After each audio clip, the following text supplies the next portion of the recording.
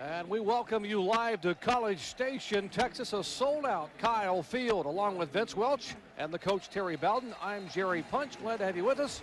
The Aggies of Texas A&M in force, as are the Corps of Cadets, hosting the Cyclones of Iowa State. This is the 8th meeting between these two schools, and Iowa State has never won a matchup between these two. They came very close here back in 2001 with a 24-21 loss, but they had a tough day on special teams. Cyclones led by redshirt sophomore quarterback Brett Meyer, 7th all-time in school history in career passing yards, 3,475, completing almost 57% of his passes. This is the 9th play of the opening drive, opening possession by Iowa State. Meyer on fake inside handoff will get inside the 10-yard line. It'll be 2nd and 8. Our Outback Steakhouse starting lineups. Take a look at the Cyclones' backs and receivers. Stevie Hicks returns today after essentially missing the last 4 games. He certainly is already adding a spark to their running game. Austin Flynn's a converted wide receiver from nearby Deer Park, Florida. And up front, the Cyclones feature 5 300-plus yard linemen. Zaire and Brandt are both 3-year starters on the right side.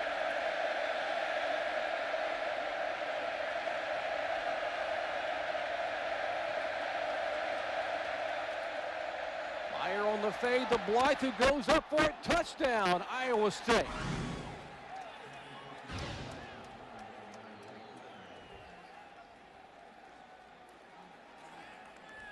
Folks, this is just a one-on-one right here, one-on-one fade route. He's 6'5". He runs the fade. Quarterback merely throw it high. Really not as good a throw. He should have thrown over the outside shoulder. Just a great one-handed catch by Todd Blythe. You see, he's worked on concentration, catching the ball in his hands. Touchdown for Iowa State to go ahead. All right, as we are set, Brett Culbertson set for the extra point. And the kick is up. And it is good. So this that quickly on the opening drive. 80 yards on the opening drive by the Cyclones of Iowa State. This pass to Todd Blythe. And the former freshman All-American puts up 6. Back in College Station, Texas, at a sold-out Kyle Field. Iowa State, the Cyclones, in their opening possession, march down the field, 80 yards. An 8-yard pass play to that man right there, Todd Blythe, a sophomore out of Indianola, Iowa, who led the team in receiving a year ago. Now the Aggies of A&M will get the ball for the 2nd time today. Their opening possession, they drove to midfield and were forced to punt. And that yielded the Iowa State drive and score. Tony Elk, the 6-year senior, will put his toe into it. And Courtney Lewis will take it in his own end zone and take a knee. And the Aggies will take over on their own 20-yard line when we come back to College Station in just a moment. Second possession for the Aggies of Texas A&M. And their record-setting quarterback Reggie McNeil in shotgun formation. And McNeil will try to take it and tuck it and run, get some pressure, trying to contain, hard to contain, kind of speed, and a great block in the backfield as McNeil gets up near and should have an Aggie first down across the 30-yard line. Anytime you peel back, just watch the block as he reverses field. You talk about great speed now as he searches for the corner. Right there, look at that. That is a slobber knocker right there. That's a slobber knocker, folks. 265-pound tailback. We call him a tank back. That is true freshman Javorsky Lane, and he is a weapon. Another first down for the Aggies on their 2nd offensive possession of the afternoon. Option by McNeil. He will this time pitch the ball to Courtney Lewis, and a flag in the backfield comes down. We told you that the trigger man for the Aggies is their senior quarterback, Reggie McNeil. Leads the nation in average yards per rush at almost 9. He has posted 3 400-yard-plus total offense games in 2005 and broke a 37-year A&M record early in the year. And the flag down, as you see our Big 12 referee, Cooper Castleberry, talking it over. Holding, number 74 on the offense. The penalty is 10 yards, and it's still first down. That is Dominic Steamer, who's actually starting at right guard in place of Aldo de la Garza. Steamer out of Temple, Texas, a senior who can play all the positions. Got a grab on a jersey, and it'll cost them some yardage. It's obvious that Texas A&M's plan is to get wide. Earlier, the first series, we saw slip screens out wide. Now we've seen the option out wide. They want to get people spread out so they can run Jaworski Lane up the middle. They want to spread it out, get their tailback, their big tailback up the middle and gaps up inside. Alexander, the fullback, they fake to him and throw it wide to the top of the screen. And up near the 30-yard line is the completions. Take a look at the Outback Steakhouse starting lineups for the Aggies. Their backs and receivers. Doak Walker, watch list candidate. Courtney Lewis returns after missing the last 3 games due to injury. Wide receiver Jason Carter ranks 3rd in the Big 12 in receiving yards. And up front, Kirk Elder is a 2-year starter and the most consistent player among the group of offensive linemen that's been shuffled somewhat this year due to injury.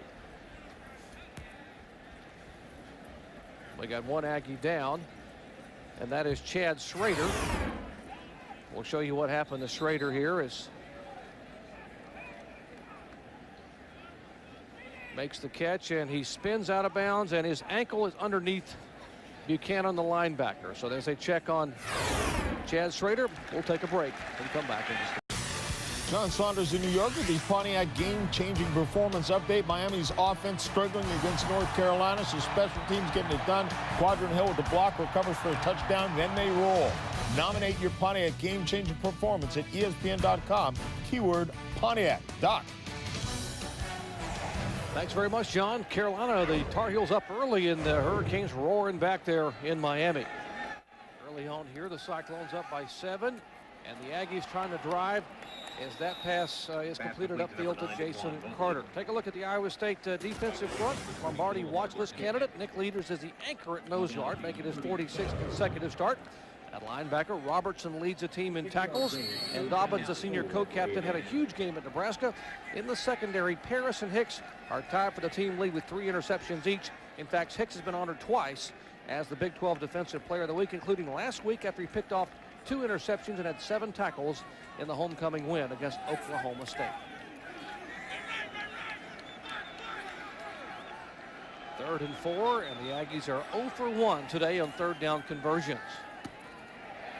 And right at the sticks, great second effort, and that should be right at the 1st down mark, depending on the spot.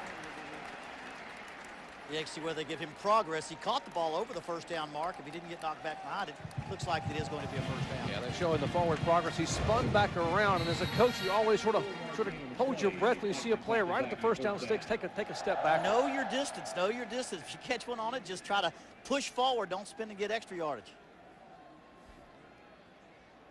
McNeil, his numbers today, 5 for 5 for 33 yards. What a talent he is. An early commitment here in Aggie land, committed early out of high school to come to College Station. And he can turn it and take off and run as another flag comes in where there was some blocking there in the offensive front. We've already seen 1 holding penalty on some of this reworked offensive front for Texas A&M. It cost them 15. This will be a procedure penalty. As we take a look at the game plan here this afternoon, Coach, for these 2 teams. An illegal formation. Let's look at the game on the plan offense. now. There were only 6 players on the line of scrimmage. Penalty is 5 yards, and it's still 1st down. For Iowa State, keep McNeil in the pocket. Got to keep him between the tackles. Most of the damage he does is when he gets outside, either scrambling or throwing it on the run, and then come out of the red zone with touchdowns. They've been getting too many field goals, fumbles, 22 times in the red zone, only 9 touchdowns. For A&M, keep away. They've had the ball over 15 minutes more than the last 2 teams. And then also make sure you have great 3rd down defense. 3 wide receivers, Mobley back in. He's got Carter at the top of the screen, wide open to 35. Looking downfield, plenty of time to throw the football, and nearly gets it picked off at the 45-yard line. Brent Curvey, a very active defensive tackle, as well as Steve Paris, the free safety there. There's a look at Curvey. One of the things I would say was keep McNeil between the tackles. Oklahoma State did a great job rushing 3, dropping 8, covering everything, and just kind of not really rushing hard. Make him sit in the pocket, make everybody else be athletic. Don't let him be athletic and beat you. Make all the receivers and running backs be athletic and see if you can guard them and keep him in the pocket.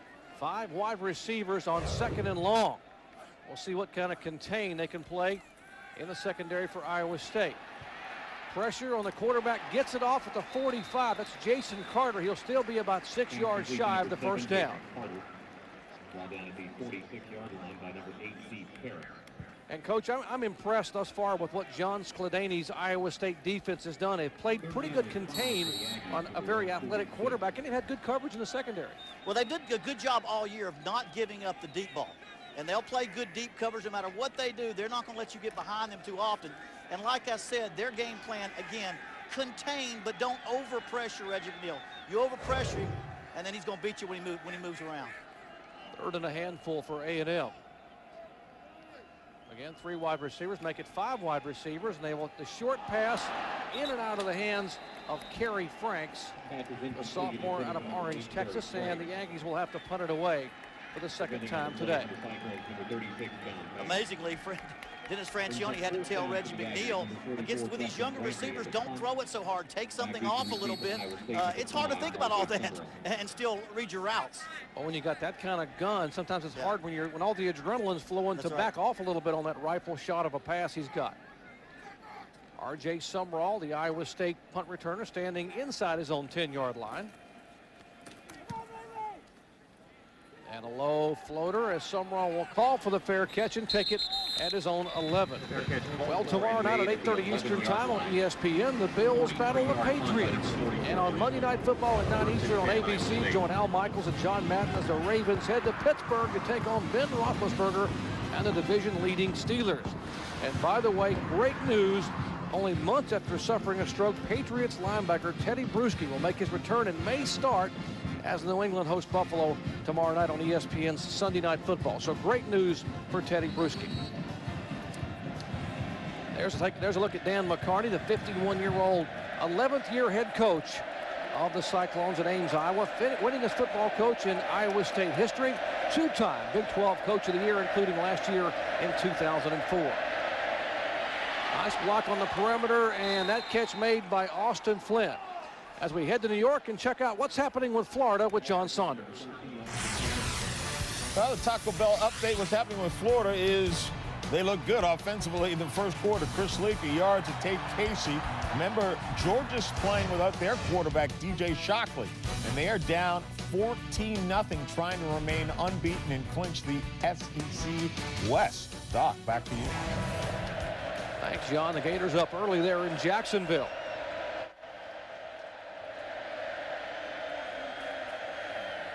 Inside handoff to Hicks. Big hole inside, and Hicks will have the first down. He's been the missing link for the Cyclones running attack, having missed the last 4 games with injury. He gains 9 there and will move the chains once again.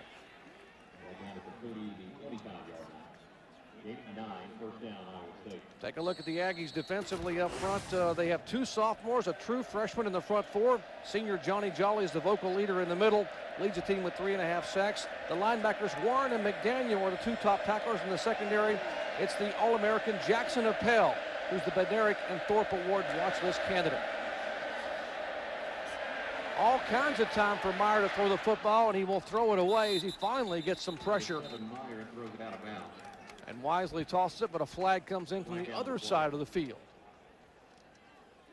And, Coach, a little bit unusual. These are 2 of the least penalized teams in the Big 12, but we've already seen a rash of flags here early in the first quarter.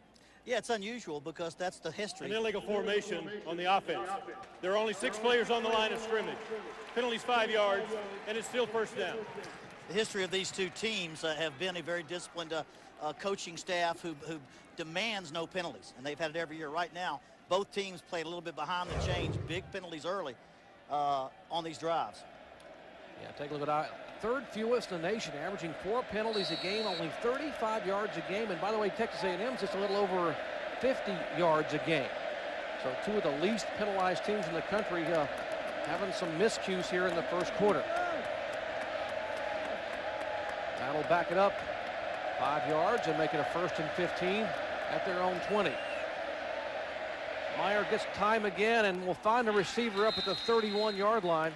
Again, that's Austin Flynn, the converted quarterback. out of bounds with a 31-yarder. Second down and 4 coming up for Iowa State. I mean, this is what I was talking about with Stevie Hicks. Watch right here. The thing he does, he also brings pass protection. Not just a great runner, but he sits back. He's a veteran. He's protecting the backside, and watch him ride that defender, giving the quarterback time, protecting his backside. That's invaluable to a quarterback like Brett Meyer. They're facing the worst pass defense in the Big 12 Conference, and they run the ball there and get nothing with it. But, Coach, this defense they're facing today for A&M in the pass, allowing 298 yards a game. They're 113th in the nation, and obviously Brett Meyer and company trying to exploit that. Well, they've just been decimated with injuries in the secondary for Texas A&M, and the more you put youthful people in there, the more they back up, and the more they back up, they give up all the shorts route. We saw it in practice this week. They give much too much cushion than what you would want, although with the youth, that's what they have to do. Both are young cornerbacks. Gore and Newton are very, very young and just trying to get some experience on the field. A pump fake, looking upfield, and overthrows the intended receiver into double coverage.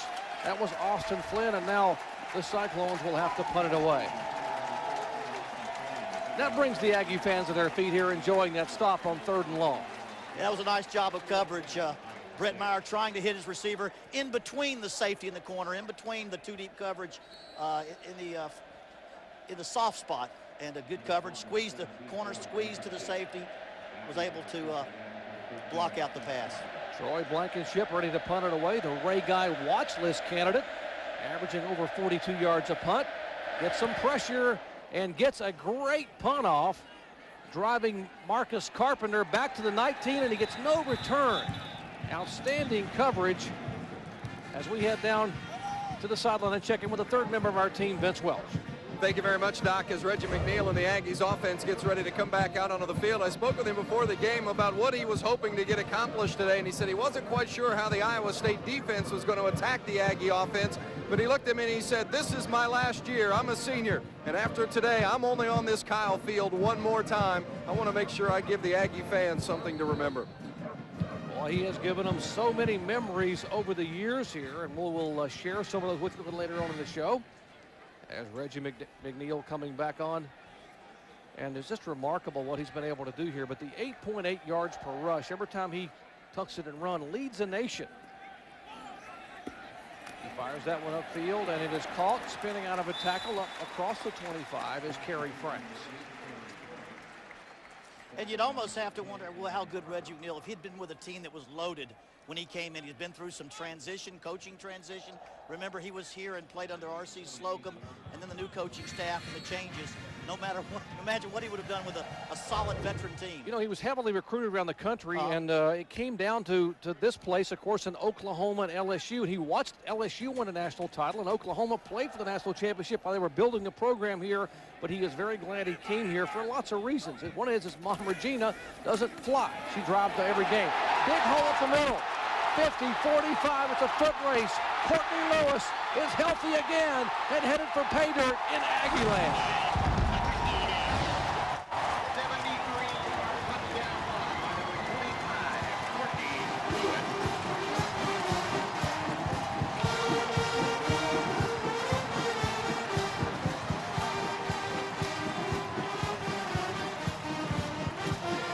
Lewis. A 73-yard run by junior Courtney Lewis, who has missed the last 2 games.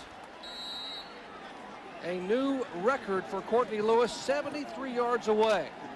And he puts the Aggies on the scoreboard as Todd Pegram is about to try to tie it up here in College Station. And the kick is up and good. And just that quickly from 73 yards out, the Aggies strike, and we're all knotted up. Singular customers text CITY to 243 to download the Coming to Your City ringtone. The Chicago White Sox have won the World Series championship. Celebrate with Sports Illustrated's must-have hardcover commemorative book. SI's amazing photography and writing captures the historic season of the Chicago White Sox. Plus, get this set of 3 officially licensed MLB Championship baseballs, honoring each step of their postseason run. This timeless set, complete with game scores and a special display stand, is available only from SI. All these great collectibles are free with your paid subscription to SI. Get 56 issues for only $1.59 an issue. Save 60% off the cover price. Use your credit card, and this limited edition bronze White Sox World Series coin is also free. Enclosed in a display case that includes scores and stats, this double embossed mint coin is a valuable keepsake. So order now to get the SI commemorative book, the set of 3 championship baseballs, plus the limited edition coin and card, all free from Sports Illustrated. Go to SIMLB2005.com or call now. My name is Izzy Paskowitz, and I've been running surf camps for autistic kids for 7 years. What's perfect for us is see that screaming and the kicking when they go out, and when they turn around and ride that wave in, it's just nothing like it. And there's the parents, tears in their eyes, saying, we've had a lot of tough times, but today was just a perfect day.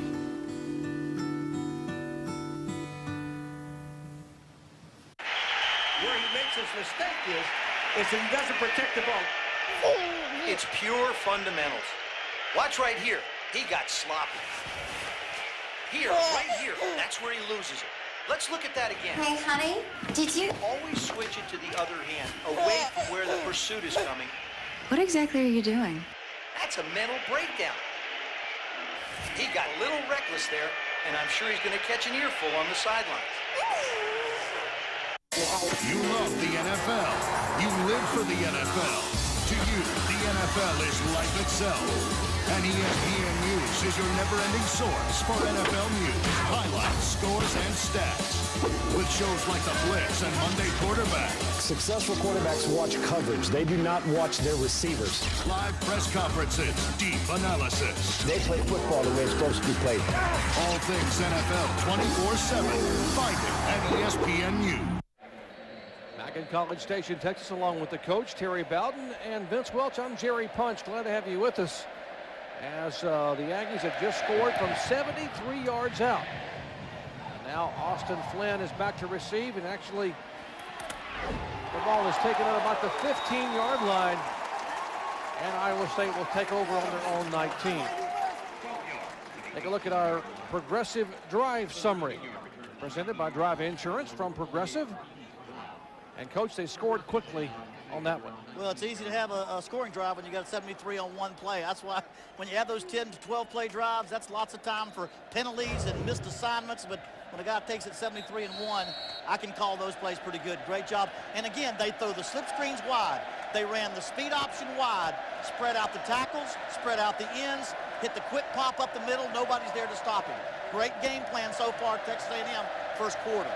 Both these teams welcoming back tailbacks that haven't played in a handful of games, and they're both a factor early on. That pass thrown upfield and was determining who he was throwing it to, but it went to Todd Blythe, who makes the catch up across the 30-yard line. We want to say, for Brett Meyer's sake, that it was definitely going to Todd Blythe. Here's the coverage, loose coverage. Todd Blythe does a great job running the out, fakes the deep back, rolls out. Beautiful throw by Brett Meyer there. And again, every time he's throwing, he's faking the ball inside to Stevie Hicks. So Stevie Hicks, even when he doesn't run the ball, is serving as great play action. Meyer once again, and that ball is tipped away, intended for Austin Flynn. Well, a year ago, Iowa State struggled in the opening part of the Big 12 conference schedule. In fact, they were 0 for 3. They came to Texas, they came to Waco, Texas, and pulled out one in the final minutes after coming from behind, and look how they finished the year 4-1 to become Big 12 North co-champions, their first championship since the early 1900s. Hoping to turn it around. They won at home against Oklahoma State last week and trying to pick up a win on the road here in College Station today. Stevie Hicks, big opening, cuts it back across the 40, and he will be about a yard shy of the first down. Michael Bennett, the backup defensive end, there to make the stop. Nice call on 2nd and 10. You know, 2nd and 10, a lot of people think play action pass. They bring overload the side, bring Stevie Hicks. He runs downhill, knows where the first down is, breaks a lot of tackles. One of the better backs in the Big 12. About a yard short now on 3rd down. Hicks has 7 carries for 45 yards. And again, the only game he really played the complete game this year was the big upset of Iowa, the Hawkeyes, back on September 10th. 3rd and a yard, whistles come in. As there, we got a timeout on Iowa State. Iowa State. Yeah, I think timeout. I think it came from the bench. The coach saw something wasn't right. And the rule now is the coach can call the timeout. Well, we'll take a quick break with them and come back to College Station in just a moment. If you're one of the 45 million uninsured Americans who don't have medical, dental, or prescription coverage, you're paying too much on medical bills. Well, that stops right now. Welcome to Prudent Choice. Prudent Choice is a network of premier doctors and hospitals offering huge discounts of up to 50, 55, 60% on health care services, all for less than $1 a day. And because Prudent Choice is not health insurance, there are no deductibles, no waiting period, and you can't be turned down for any pre-existing condition. With Prudent Choice, now everybody can afford quality health care. I'm seeing the specialists that I need to and saving so much money. Prudent Choice saved us almost $5,000. If your family doesn't have health insurance, you need Prudent Choice, so you'll never have to pay full price for your medical care again.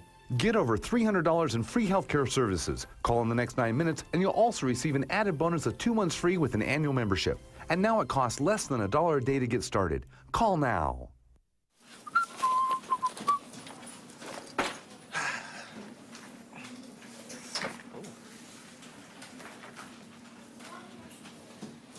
Scott? Did you possibly switch chairs with me? No, not me. Are you sure? Yeah. Good luck finding your chair, LeBron. Okay. Okay.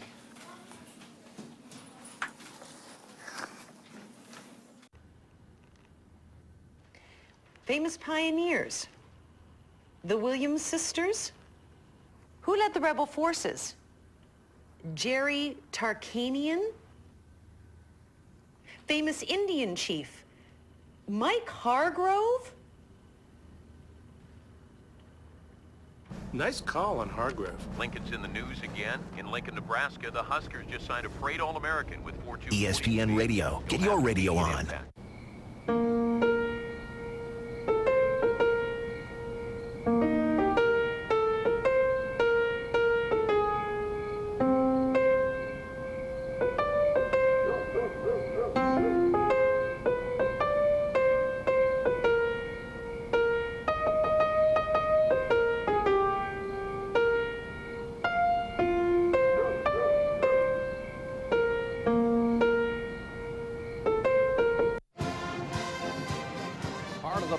Pageantry. It is College Station, Texas. As we head down and check in quickly on the sideline with Vince Welch. Well, Doc, as you documented, Stevie Hicks off to a good start this afternoon, and it's been a while since he's been on the field. Hicks said he couldn't wait to get back in action because the rehab had been so grueling. He said the trainers are tougher than the coaches. Spent a lot of time in the therapy pool working against different levels of water resistance, and said the rehab in the pool definitely has not been a day at the beach. He's happy to be back on it this afternoon here in Aggie land. Thank you, Vince. He's responded awfully well with 45 yards on 7 carries. That one goes to the big guy, Ryan Cook, the fullback, and he will get 3 yards, and that's plenty for the first down. Every time Ryan Cook touches, it's either a first down or a touchdown. Got, what, 11 touchdowns, and always their short yardage and goal line runner, Ryan Cook. Yeah, what a remarkable year he has had. Only carried the ball 32 times, but has 10 touchdowns. 10. A single season record for tailback, for touchdowns by a fullback in Cyclone history. Final seconds of the first quarter will tick away, and off we will go to quarter number 2 in College Station, Texas, as we are all knotted up at 7 apiece. ABC Sports presentation of college football will return after this message and a word from our ABC stations. You're watching ABC Sports Championship Television.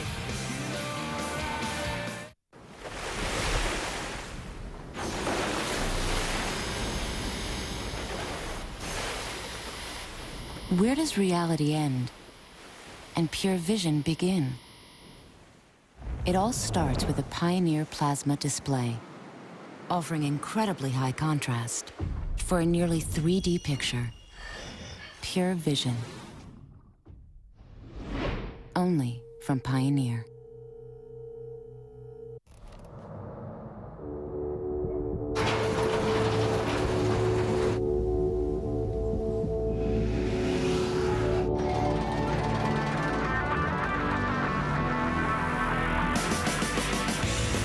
big will you go? Introducing the new X Games inspired Moto X bike. Built for performance, 20-inch BMX dual suspension, front and rear disc brakes, and Moto X styled saddle and fenders. The X Games Moto X bike. Ride Moto X style.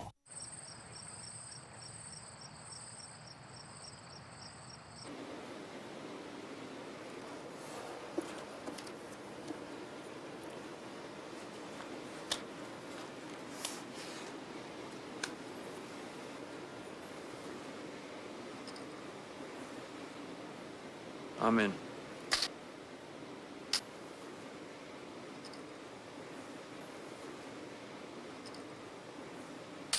Now the big game really is in your room. That's unbelievable! ESPN and Fisher-Price introduced the ESPN Shot Block Basketball. Nothing but nylon! It's the only basketball game with built-in defense, featuring the voice of ESPN's own Dick Vitale. Wow, what a nice shot! With electronic scoring and real crowd noise, the ESPN Shot Block Basketball gives you 8 different ways to play, from rookie to pro. With a performance like that, you might be on Sports Center! Take it to the hole with the ESPN Shot Block Basketball. In stores now. Batteries not included. College Game Day, built by the Home Depot. Saturdays at 10:30 on ESPN. And we welcome you back to College Station, Texas. We are in the heart of Big 12 country here. A sold-out Kyle Field, one of the great atmospheres. One of the top 5 atmospheres, if you believe all the publications and all of college football. And if you've never been here, you owe it to yourself to come down and be a part of Game Day in College Station, Texas. All knotted up at 7 apiece, along with the coach Terry Bowden and Vince Welch. I'm Jerry Punch. Glad to have you with us.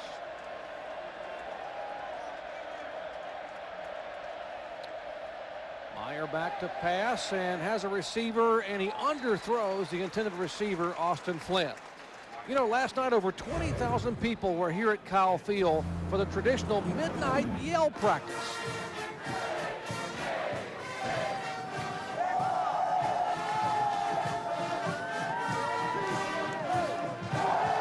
And these guys are yell leaders. Let's go down to Vince with a special guest.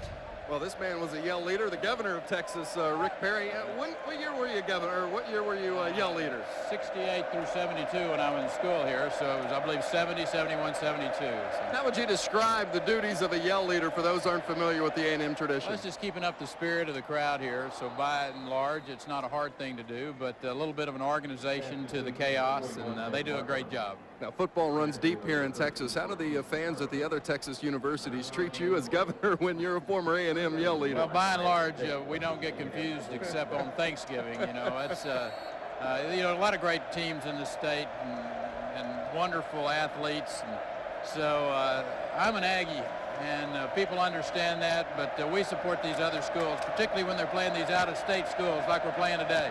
Thank you, Governor. Welcome. And Governor Rick Perry, a former yell leader here. And by the way, that Thanksgiving date here when the Longhorns come to town to play the Aggies, that'll be on ABC Sports as well. That's a big one there that could determine who wins the Big 12 South. Is that run good enough for another Cyclone first down? They move the sticks for a first down.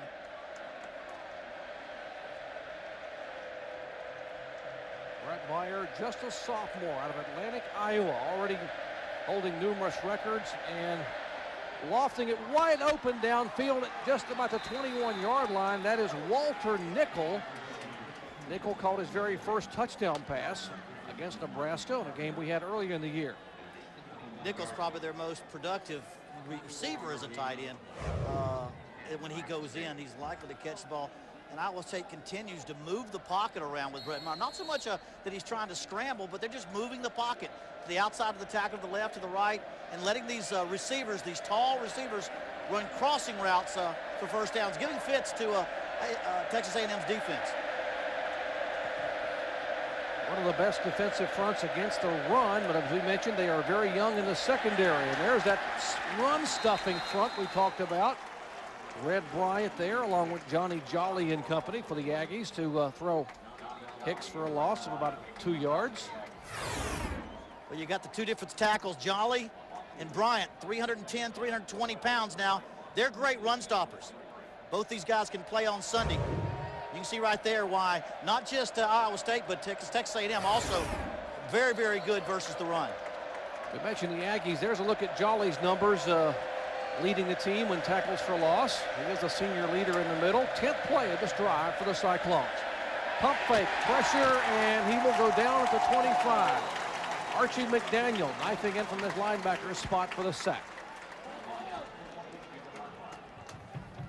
Yeah, Texas A&M will use a lot of zone blitzes. Here they bring the blitz coming in now as the pocket collapses. Brett Meyer does a good job of standing in there, but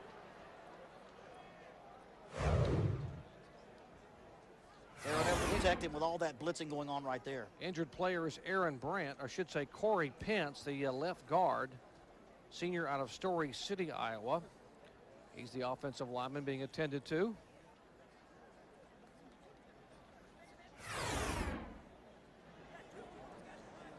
You watch the right side of your screen right here. You'll see him get rolled up on right there as he's in the middle. That's what happens to a lot of those bodies down there.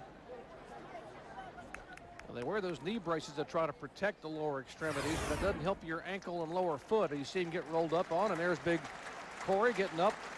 6'4", 315-pounder. One of the senior leaders up front. We mentioned all 5 of the offensive linemen for Iowa State over 300 pounds. Texas A&M finds success when they blitz, but they're afraid because of the youth of their secondary, the inability of the corners to lock on one-on-one for very long. And so you see them zone blitzing some, bringing 5 or 6 without playing man-to-man coverage. Aggies allowing almost 45% third down conversions on their defense. That's a number that has to come down for them to be successful. Meyer has some time looking upfield and will throw it toward the end zone, throws it out of bounds. And there's a successful stop that Carl Torbush was talking about they had to have against this kind of potent passing attack.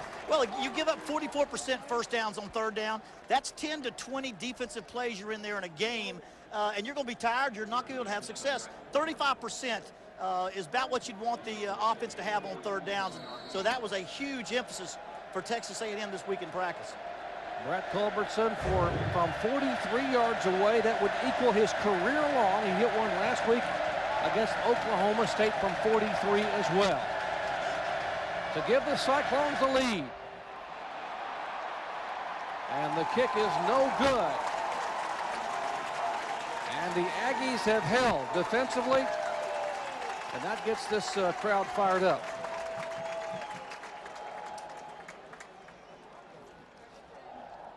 Well, the last time these two teams played on this field, we got to take a look back to 2001. And it was all about special teams miscues. The kicker that day was Tony Yelt. He missed 4 field goals, 2 of which were blocked and 1 bonked off the upright. 4 times they tried to get points on the board, and the Cyclones came up short of a 24-21 Aggie victory. Oh my, how history does have a way of repeating itself. That field goal could be huge here later on in the afternoon. McNeil fakes the handoff inside and cuts it upfield, and will have about 6.5 to 7 yards. Iowa State's done a real good job defensively, other than the 63-yard run. I mean, the 73-yard run, they've done a very good job defensively, holding Texas A&M to 60 yards, a little over 60 yards in 13 plays. Let's see if Texas A&M continues to try to spread them out by throwing the outside slip screen, the speed option to the outside, and then hitting those quick poppers up the middle. 3 wide receivers. One player we have not seen come back in is Chad Schrader. It went out with an ankle just a little bit ago. We'll check on him momentarily. Is that pass complete up across the 38? In fact, we're talking about Schrader. Let's check in on the sideline with Vince Welch. Well, Doc, as you mentioned, Chad Schrader did go off the field in the first quarter. The Texas A&M wide receiver with the lower leg injury of the left leg. They took him off on the cart. He has not come back out onto the field yet. And you just saw Corey Pence, who also from Iowa State was helped off the field a moment ago. He has a upper left arm injury, and they're trying to find out if he's going to have enough mobility in that arm to send him out. But as I'm standing here next to him, he looks pretty good. So I wouldn't be surprised to see big number 72 back out onto the field today. Well, they will definitely need him up front against that run-stopping defense of Aggies. Here's McNeil, and wide open, great pass. Down at the Cyclone 44-yard line, and that again is Pierre Brown, the former quarterback, making the catch. Now that's the arm of Reggie McNeil. Beautiful timing route. Watch the end zone. He sets back. Watch Reggie McNeil sets back and on rhythm throws what we call the flag route, vertically and then to the flag area. Perfectly thrown between the safety and the cornerback. Pierre Brown, interesting stories. You look at Reggie McNeil. Pierre Brown was a long-time verbal commitment to Oklahoma, but on signing day decided to come and be an Aggie. Changed his mind. Here's McNeil. He cuts it back. This is when he's dangerous. Great pursuit from the backside by Nick Moser, the strong safety. Now that is well coached. Well, don't leave your territory. Don't leave your territory. You'll see Moser right now, number 9, the safety. Now watch Reggie McNeil start the option. Works the option. He feels like they've got it covered. Now, you don't want too much of this, but a guy with his athletic ability, you like to see him try it once in a while. But coming up from the outside to pin him in, Moser right there does a great job staying home and making sure to look for the reverse or change of direction on the field. Rarely do you hem in Reggie McNeil for a loss, much less when he can take it and tuck it and run with that much open field. Had some movement. Probably going to cost the Aggies 5 yards. Kirk Elder, the left guard, brought his hand off the ground, and we'll see. We'll wait for Cooper Castleberry's official announcement. Dead ball foul, an illegal snap on the snapper. Penalty's 5 yards, and it's still second down. Well, that doesn't make Doc, an illegal snap on the snapper? Coach Francione very happy. I'm not so sure. I imagine he picked the ball up before he snapped it, I believe. That's usually what happens. Sometimes they pick it up and rotate it on the ground to get a better grip on the football. And some officials are a little bit more lenient than others. There's a look at the head coach here for the Aggies, Dennis Francione, 5th winningest active coach in Division I college football. His 3rd year here, 54-year-old coach from Girard, Kansas. Pass complete up inside the 45 to Jason Carter. And, Coach, we talked to Dennis Francione yesterday a little bit about the success he has had. You know, this is his 7th head coaching position. It all began at Southwestern Kansas College back in 1981 and 82 for Dennis Francione. And everywhere he has been successful. And we asked him, what's the secret? He said, you know, there are some commonalities, common things for failure, and I've found out what they are. Well, he did talk about having a proven plan and not wavering, and then mostly getting kids to give up the selfishness and buy into the team plan. Is it everywhere you go, you've got to do that. It certainly has worked for him.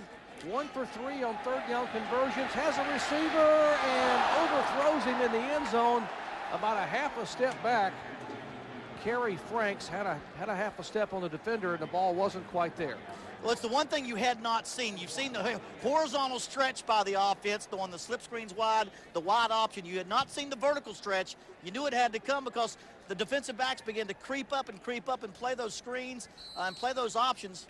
And you got to try to go over top. Had the man open, Reggie McNeil overthrew his receiver just a little bit.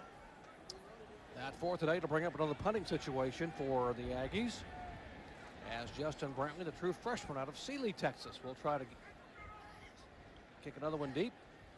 His last punt, 43.5 yards. R.J. Sumrall standing back on his own 4. That punt hits at the 1-yard line. It's a knuckleball, and it bounded in the end zone as a touchback. They just couldn't quite get there to down it on the 1-inch line. A 42-yard punt. Looked like an 8-iron shot of yours, Coach. Could have had somebody around that baby. It'd have been on the 1 right here. Get on it.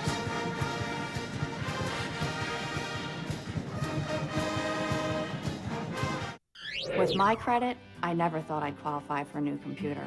But with Blue Hippo, all I need is a home phone and a checking account, and approval is guaranteed. We're talking to people who've discovered Blue Hippo Funding's Guaranteed Approval Program. It doesn't matter if you have bad credit or no credit, because we don't check your credit. Your approval is guaranteed with just an active checking account. I started my own home business, something I never could have done without a computer. And if you call in the next 10 minutes, we'll include a multifunction printer, scanner, copier with your order. A $250 value, absolutely free. And we'll also include a brand new digital camera, absolutely free. That's over $500 worth of computer accessories, all for free when you call in the next 10 minutes. I don't know why anyone wouldn't take advantage of this.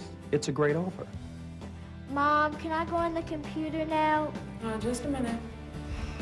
This is your chance to get a brand new, brand name computer from Blue Hippo, regardless of your credit. And by calling and ordering now, you'll receive this digital camera and this multifunction printer, scanner, copier for free. But you must call now.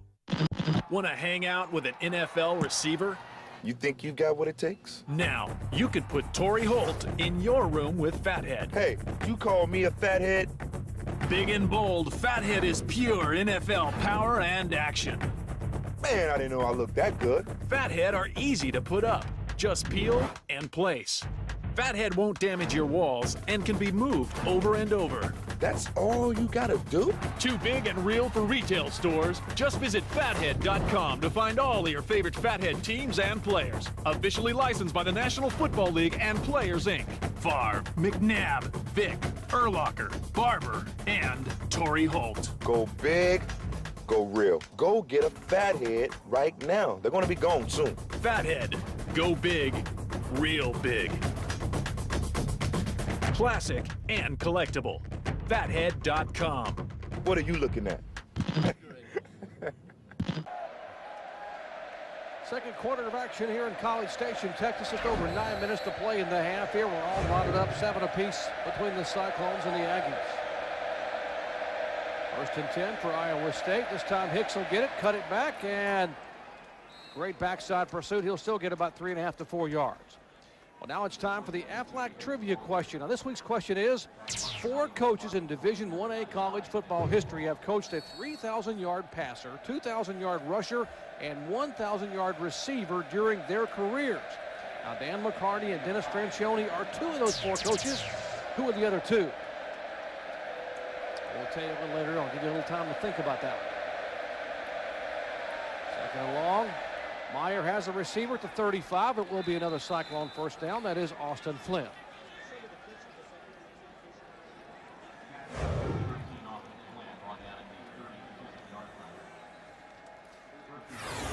One of the problems is the cushion. Watch the cushion they give the distance here. They're giving up more yardage than anybody in the Big 12 passing because they're giving up too much cushion. These are easy throwing catches. Just go down 10 yards, turn, throw the ball. At some point, you've got to challenge the receivers and challenge them and get under the jersey and get your hands on them. Meyer is 9 of 14 for 111 yards. Make that 10 of 15 as they will have another first down up near midfield. Again, that goes to Austin Flynn.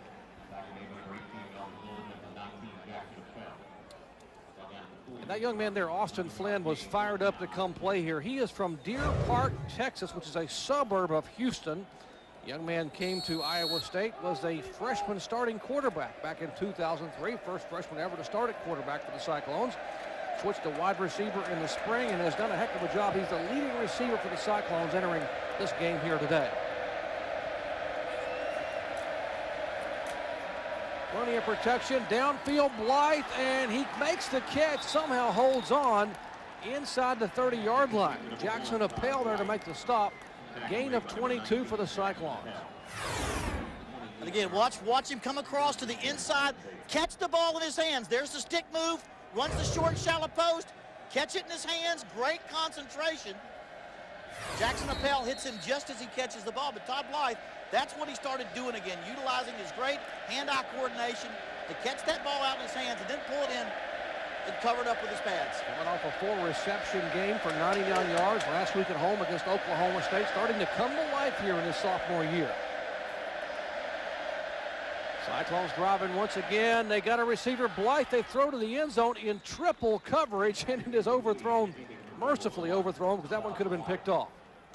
Well, tomorrow, the PGA Tour's best tee it up for the final round of the Chrysler Championship. Live coverage begins at 2 Eastern, 11 a.m. Pacific, right here on ABC. Golf coming your way tomorrow.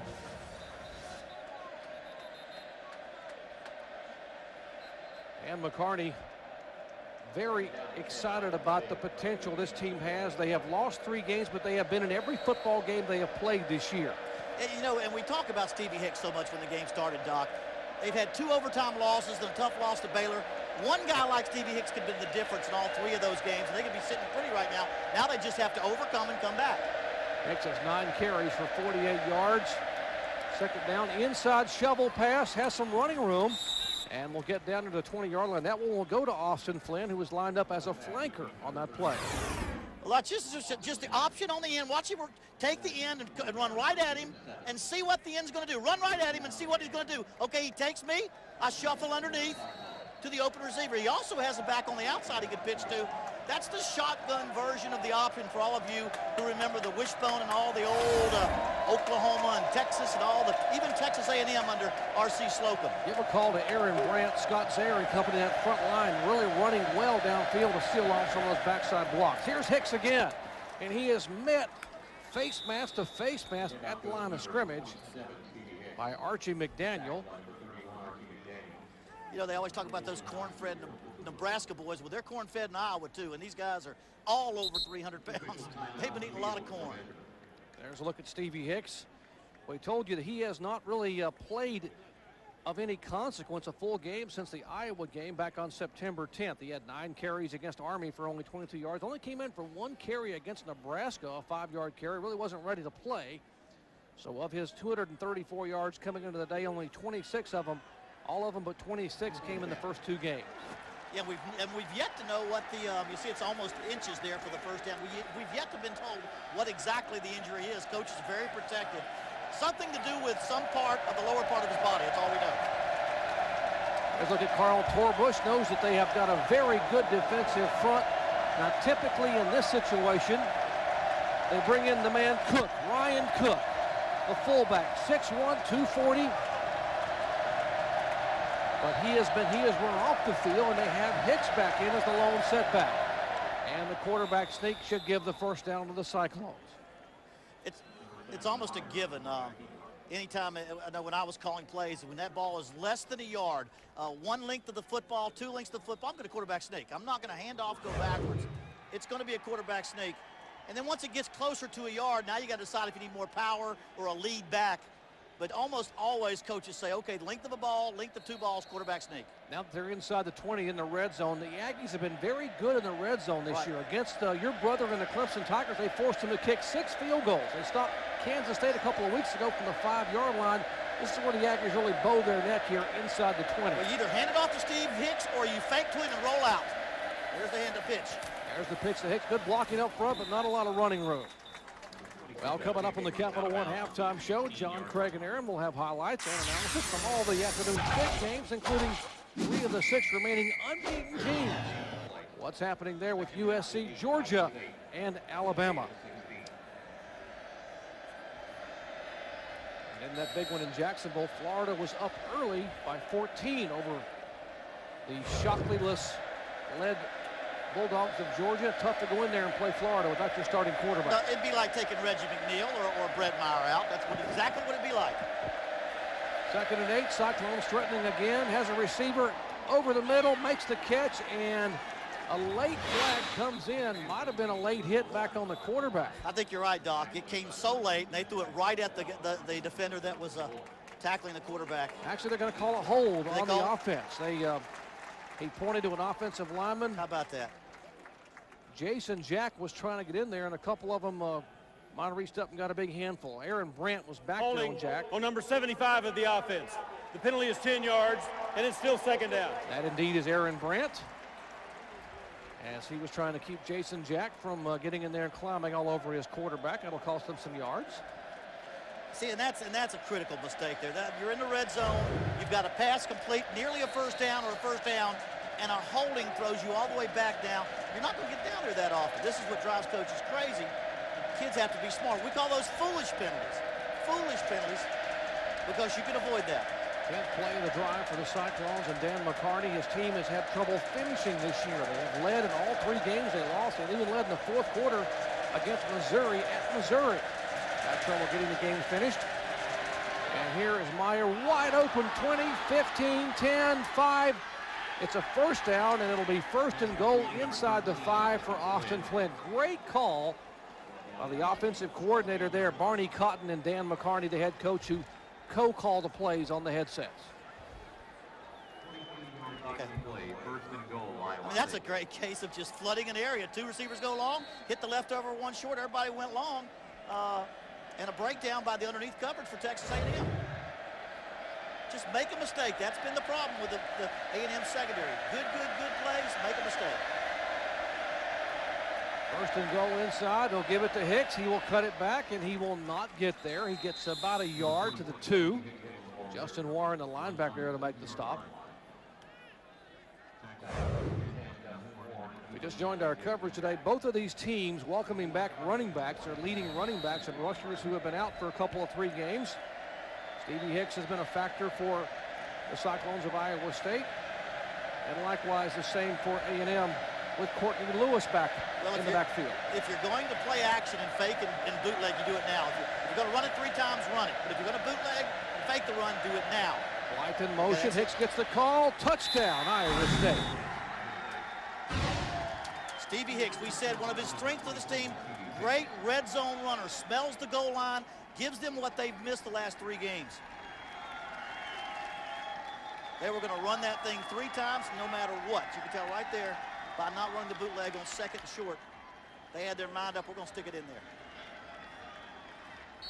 Second touchdown of the year for Hicks, the junior out of Omaha, Nebraska.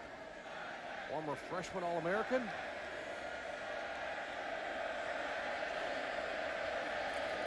Culbertson for the extra point is up and good. It's all about power football. Punish him up front and give it to your best tailback. That's what the Cyclones have done and added 7 more. Back in a moment.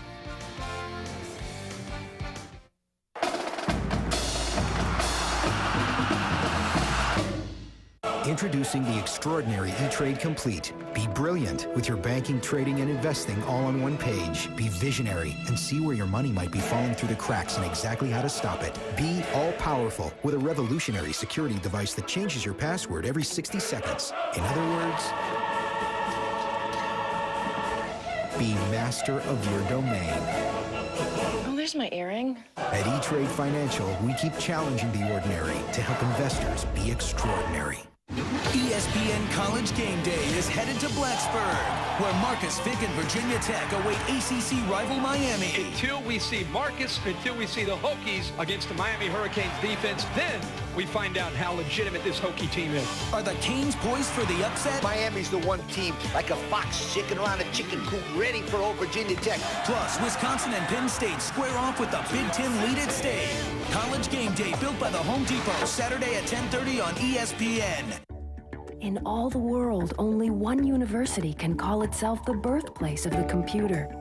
Today, it's home to the nation's first 6-sided virtual reality theater, one of the nation's best learning community programs, 2 faculty in the world's 100 top young innovators, and 3 of the largest career fairs in the nation. Iowa State University, a source of achievement, innovation, and inspiration, helping people become their best. Hey, you want to see something cool?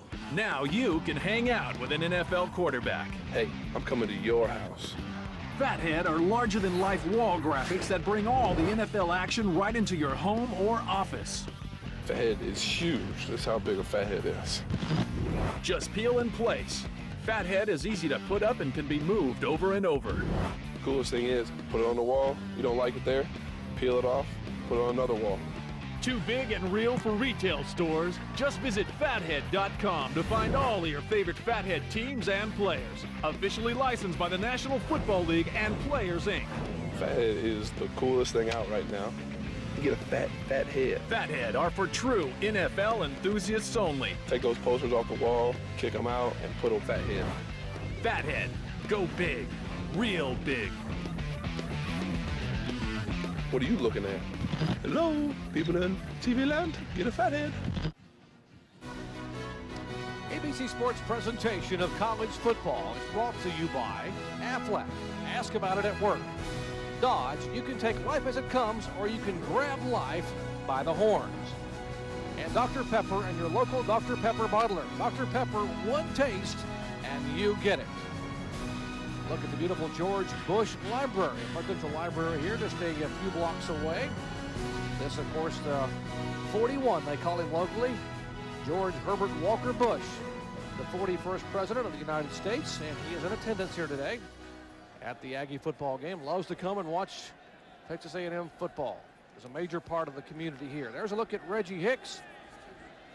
Stevie Hicks, I should say, 2-yard touchdown run on a 10-play, 80-yard drive. 4 minutes and 15 seconds for Stevie and company.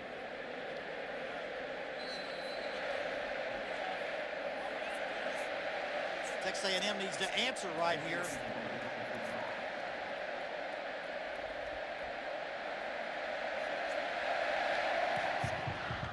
Gelb will hit a low line drive. It'll bounce.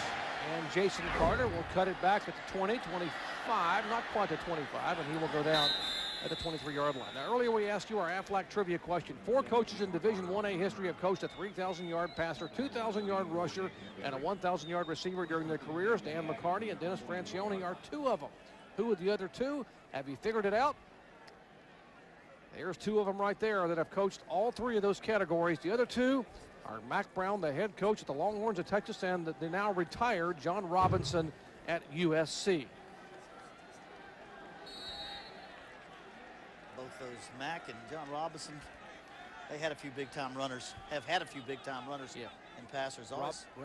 John Robinson had Rob Johnson, Marcus Allen, and Keyshawn Johnson, so he had 3 pretty good ones there. Mack Brown had Applewhite, Ricky Williams, and Roy Williams. So a lot of talent for those guys to be able to get those numbers up in that category.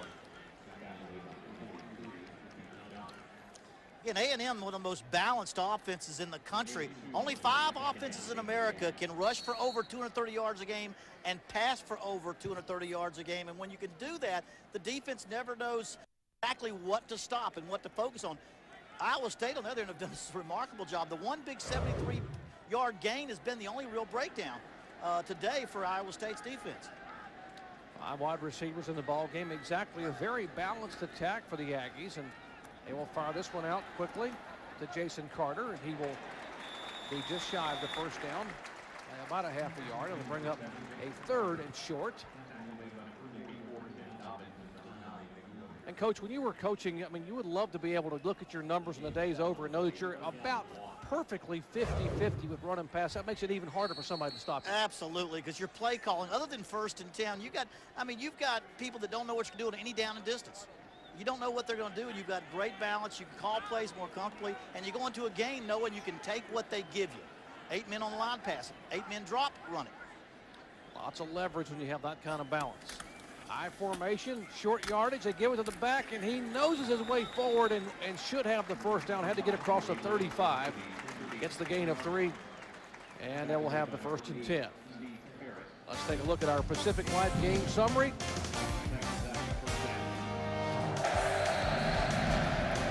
Take a look at Todd Blythe's 9-yard reception. Does it one-handed to open the scoring here on the afternoon. From 73 yards away, welcome back Courtney Lewis. The Aggie sets a record here.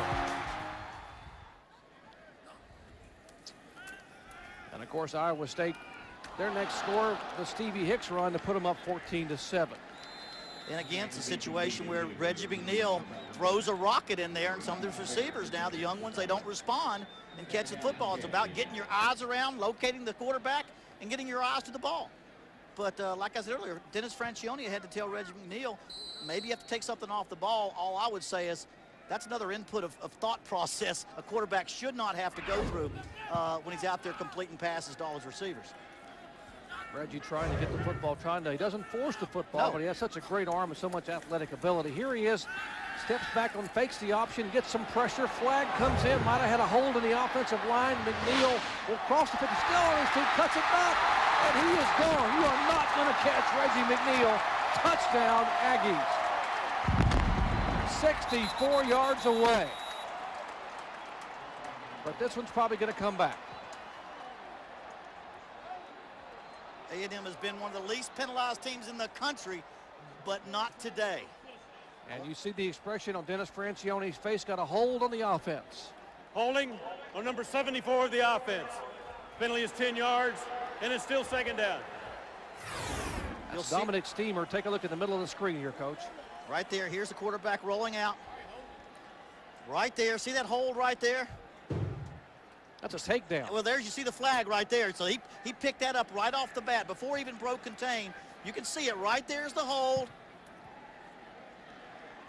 And now he had no idea that lineman was going to go about 70 yards for a touch, but it's all going to come back. Well, the Aggies averaging only 50 yards a game in penalties. That was their 5th penalty for 45 yards, and we still have 2 minutes to play in the first half. And so Dennis Francione, a coach who's all about discipline and not making mental mistakes, going to be a little frustrated as he goes off at halftime here in 2 minutes. McNeil looking upfield. Throws it across the middle, and it is almost picked off.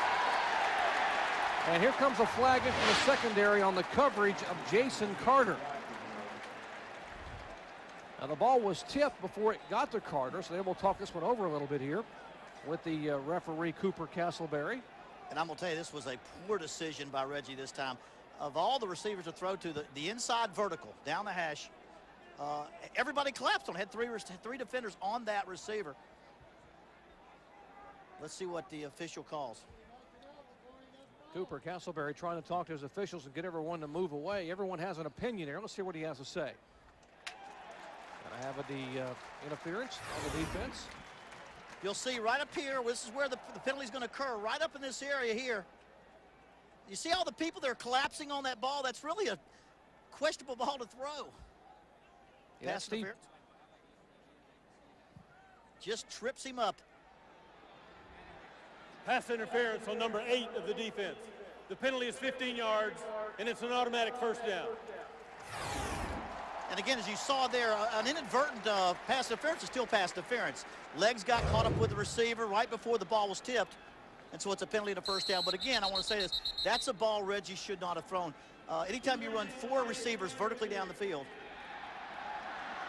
you got to decide where the safety is going to go to make the throw. Very lucky, Coach, not to get that one picked off. And as you said, that he wouldn't have made the catch anyway, but it's a very good call by the Big 12 officials because Steve Greedy Paris did trip up the receiver, Jason Carter. And they're going to review it upstairs and see exactly when the tip occurred and when the contact occurred. Right, exactly, Doc. That's what they'll look at, and while they review it, we'll take a break and come back and tell you the results in College Station.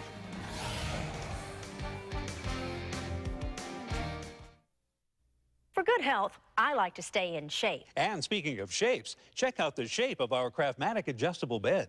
Actually, if you're not in such great shape and suffer from any of these painful health problems, a Craftmatic bed with optional heat and massage may provide temporary relief. Even to the not-so-physically fit among us. Affordable? You bet. Our Craftmatic Model 2 cost up to 56% less than all these quality flatbeds. No kidding, up to 56% less. If you're concerned about the shape you're in, call toll-free and get this free Craftmatic catalog by mail. You'll also receive this special $200 off rebate certificate, good for $200 off the Craftmatic Model 1 bed of your choice. To receive everything free, call toll-free. There's absolutely no obligation. Call toll-free 1-800-914-6100. That's 1-800-914-6100. Call toll-free 1-800-914-6100. You love the NFL. You live for the NFL. To you, the NFL is life itself. And ESPN News is your never-ending source for NFL news, highlights, scores, and stats. With shows like The Blitz and Monday Quarterback. Successful quarterbacks watch coverage. They do not watch their receivers. Live press conferences, deep analysis. They play football the way it's supposed to be played. All things NFL 24/7. Find it at ESPN News. In all the world, only one university can call itself the birthplace of the computer. Today, it's home to the nation's first six-sided virtual reality theater, one of the nation's best learning community programs, 2 faculty in the world's 100 top young innovators, and 3 of the largest career fairs in the nation. Iowa State University, a source of achievement, innovation, and inspiration, helping people become their best. Play stands as called. So it was a very good call there. That's Cooper Castleberry. The defender did trip the receiver before the ball was tipped, and they wisely reviewed it, and they had made the call correctly on the field. Much to the displeasure of Dan McCarney, and the big smile comes on Dennis Franchione's face across the field. Remember the word indisputable video evidence. Indisputable. Even if it was close, it has to be indisputable to change the call. Yeah, that was a good call by the official on the field. So 1st and 10 for the Aggies. Final 2 minutes of the first half. Pressure, and McNeil goes down. And that's the big guy, Nick Leaders. Great defensive play by Leaders, who is the senior leader inside. Leaders represents what it is all about, Iowa State football. He is Iowa State football. 46 starts. Here's our Dodge defensive playbook, and this was the one you just saw. It couldn't get much better than that. Nick Leaders, number 66, fighting hard. No blitz, right there, fights for the sack, gets the sack on Reggie McNeil. Nick Leaders, senior defensive tackle. 5 wide receivers. McNeil pumps once, pumps twice, and throws it quickly. And a rare poorly thrown pass to Jason Carter. And Reggie looks like he's pressing a little bit right now, Coach. Well, he's throwing 52% this year. He threw 57% last year. A lot of it's because he's lost some veteran receivers, got a lot of young guys. He doesn't feel how they're going to break. They don't have a lot of cohesiveness together. And there's not a good feel with his passing game. He really struggles in figuring out what these receivers are going to do. Aggies are 2 of 5 on third down conversions today. This is third and a day's ride, 17 yards. Don't get an interception here. There's a minute and 23 left. You don't want to turn the ball over. Plenty of time for McNeil. Fires it upfield, and he will be shy of the first down at about the 47. They're going to actually spot him at the 49. He'll still be 2 yards shy after a 15-yard gain. That'll force the Aggies to punt it away, and it has gotten very quiet, about as quiet as you can get 82,000 Aggie fans. And they're a little beleaguered by what they're watching here as their quarterback, Reggie McNeil and company, struggling to move the football. Coached at a lot of places around the country. If you get a lead on people, no matter where you are, they sit on their hands, and they do it here. Brantley's 4th punt of the afternoon, averaging well over 41.5 yards. R.J. Sumrall. And Brantley just sails a mortar shot back in the end zone. 51 yards on the punt, and the Cyclones take over on their own 20.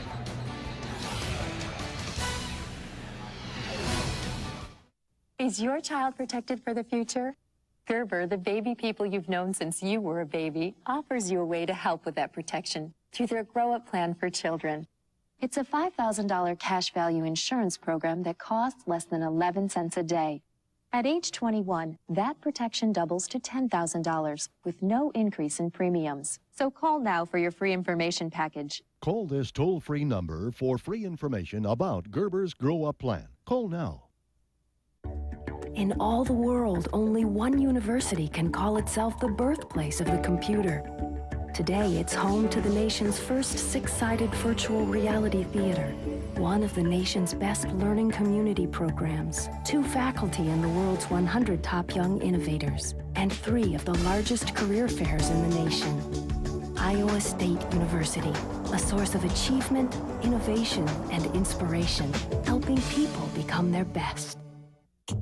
Listen, honey, we didn't do anything wrong. A new life. Are you sure this is the job you're looking for? Well, I'm around for my son more. They're starting over. Hello? But it's not over. Now. If you know why she's here, you have to tell me. You did it! What did I do? You let the dead get in. Who can help? The Rain 2. The big guns of boxing are back. World heavyweight champion Vitaly Klitschko and former world champion Hasim Rahman. The torpedoes, the rockets, they'll use all their firepower to sink the enemy. Klitschko versus Rahman, Seek and Destroy. Saturday, November 12th, live on DirecTV pay-per-view. Don't miss Klitschko versus Rahman live on DirecTV pay-per-view channel 123. It doesn't get any bigger than this. Back in College Station, Texas, along with the coach Terry Bowden and Vince Welch, I'm Jerry Punch. Glad to have you with us. And there's a young Aggie fan enjoying just the atmosphere of being, not enjoying the score so much right now. His Aggies are down by 7 as the clock ticks toward halftime. And A&M will use a timeout. If you just joined our coverage, we'll mention the scoring began on the opening possession for the Cyclones. An 10-play, 80-yard drive, a 9-yard catch by Blythe for the first score. And how about Courtney Lewis, a 73-yard run by the tailback for A&M, coming back from injury to tie it up 7 apiece. And then Stevie Hicks from 2 yards out bulls his way over after a 12-play, 80-yard drive to put the Cyclones back on top 14-7. That's where we stand with 27 ticks on the clock prior to halftime.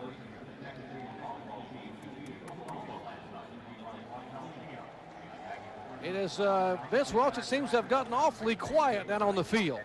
Well, as you mentioned, Doc, this is a place that can get as loud as you could ever imagine a stadium getting. And in fact, Coach Dan McCarney told his Iowa State team last night in the team meeting that the stadium could get raucous, but you got to beware. If you do get down early, you got to go the full 60 minutes. On the flip side of that, if we would happen to get on top of A&M, understand that the game still has got to go 60 minutes. So you know Iowa State and Coach Dan McCarney not getting overconfident, but they like the fact that they've been able to quiet this crowd here at A&M today.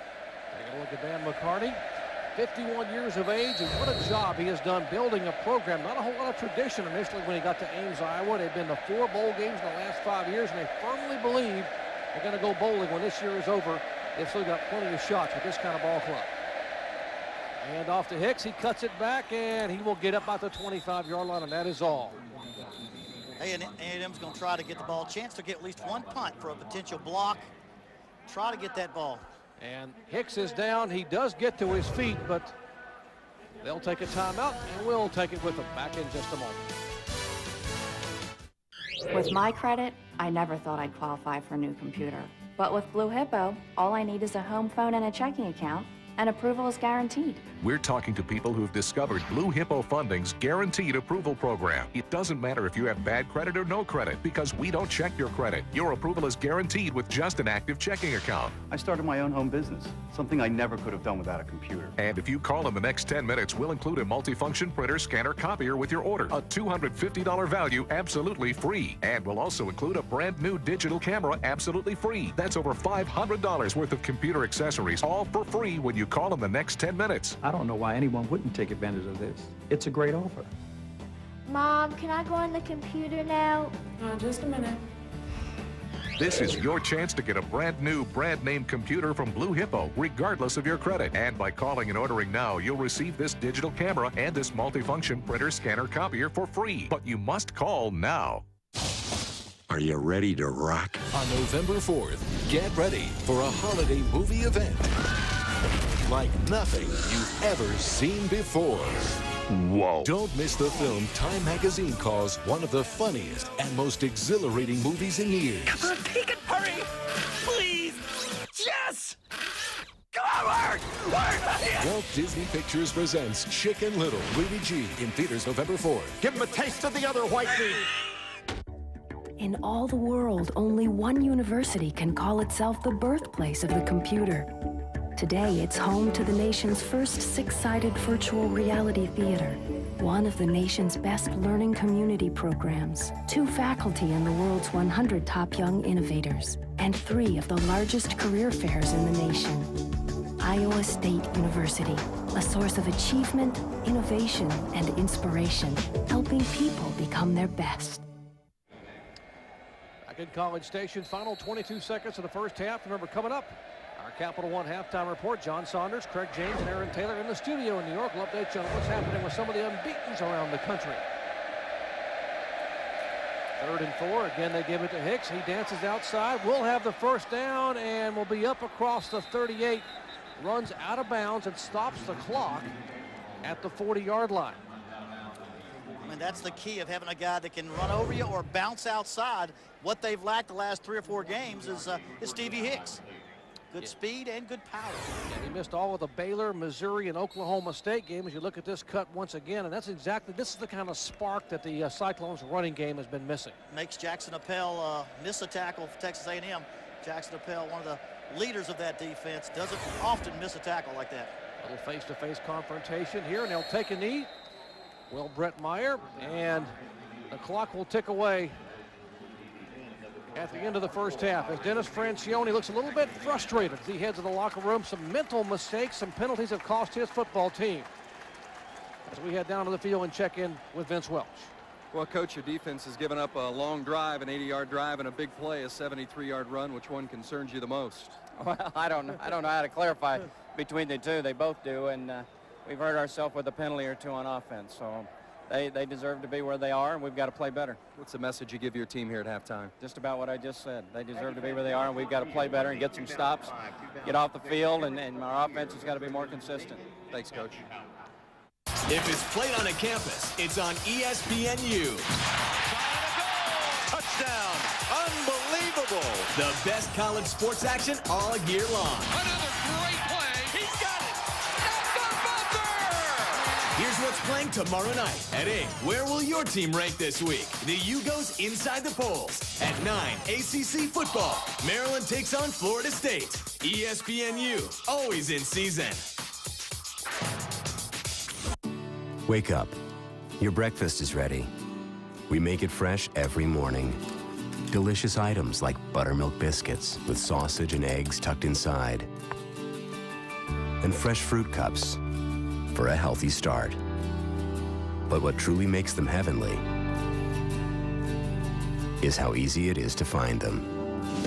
All of our bakery items are made in local kitchens and delivered fresh daily. 7-Eleven. Oh, thank heaven.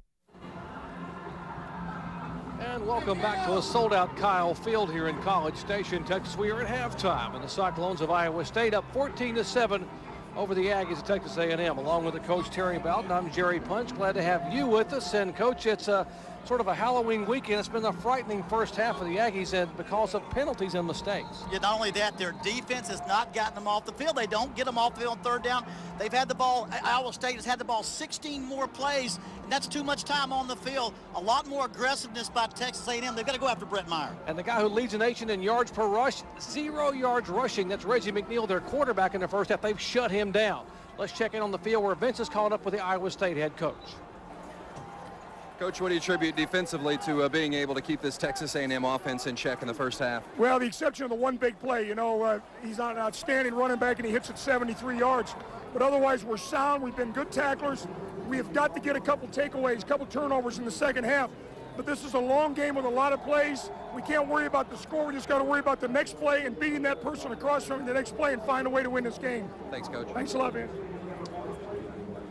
Thanks a lot, Vince. And Dan McCarney, got to be pleased with what he saw in the first half here, particularly defensively, as he, how he's like to been a fly on the wall in that guy's locker room. Dennis Francione, known for discipline and total control, not happy with the as you heard him tell Vince Walsh at halftime, with the penalties and the mental mistakes they have had in the first half. Well, other than the 73-yard run, they've got 14 yards on 9 carries. That's not enough production on the majority of their running plays. All right, the Cyclones will get it. They won the toss in the first half and deferred, so they get the football. DeAndre Jackson, and he leads the conference and is one of the top kickoff return men in the nation, trying to dance free, and will get just over the 20-yard line on his return. Take a look at our Pacific Life game summary, our first half stats, and you'll see that total yards 198 for A&M, and as you mentioned, Coach, 73 of those came on one chunk on one run by Courtney Lewis. And then look at the penalties here. 5 for 45. That's not a very good number. They're very good at not having penalties at Texas A&M. That puts them behind the chains. That's a lot of drives where they were not able to overcome the penalties. Only 9 first down for the Aggies in an offense that's averaging over 460 yards of total offense a game. But this guy, on the other hand, Brett Meyer, has been sensational in the first half. They hand it off to Hicks, and he will have basically no gain. Stopped right at the line of scrimmage by a very ferocious front there by the Aggies. Michael Bennett, the true freshman out of Alief, Texas, making the stop. There's a look at Michael. Brother combination, he and Martellus, by the way, the first true freshman brothers to ever start in the same game in Aggie history early in the year when they started at Colorado. He's a year older than his brother, but waited a year before he enrolled, and now they're both freshmen. Second and 10, and the Cyclones have had some success throwing the football, and lots of pressure that time. Meyer had all day in the first half, and guess who again? Michael Bennett. A 10-yard loss on the sack of Meyer. You've got to come after Brett Meyer. You've got to find a way to watch. Michael Bennett comes to the opposite side. He makes the fake, either a hand to him or fake it. Now come up and pull him up. Michael Bennett, we just talked about him. Great athletic ability. Doesn't get Brett Meyer a chance to move to the outside and make something happen. Michael Bennett has started the last 3 games at defensive end in place of the injured Jason Jack. 3rd and 20, and the Cyclones are 4 for 7 on third down conversion. Meyer will take off running, has a lot of running up the field, cuts it back, and will have the first down. And we talked in the first half about the third down defense, and that was sort of the Achilles heel for Carl Torbush and the Aggies last week against Kansas State and again here today, Coach. Great draw call. Really going to call a draw. It's a safe call. You run the quarterback draw, so your running back becomes a blocker. And now Brett Meyer can make a miss also. You talk about letdown by the defense when it's 3rd and 20 and you get 21. Now you got a whole new set of plays, and your defense is on the field. One of the top defensive coordinators in the country in college football. He's always in everyone's top 5 list. Got to be very frustrated with that one when you pick up 21 yards on 3rd down. That pass upfield, pinpoint pass to Todd Blythe. He makes the catch for 11 more. Watch Blythe on the deep comeback. They're going to either give it off to Stevie Hicks the back or fake it to him and run the deep comeback. Right there, you'll see it. Deep comeback, settle down. What you don't see, if he's not open, there'll be a wide receiver on the other side crossing the middle of the field. So you've got a handoff to Stevie Hicks, roll out by Brett Meyer, hit the comeback or hit the drag. It's all the same play they're doing over and over again. This time they'll give it to Hicks, and he will try to cut it back. He's been able to cut the ball back, but great backside pursuit that time by the linebacker, Justin Warren. Gain of a couple of yards.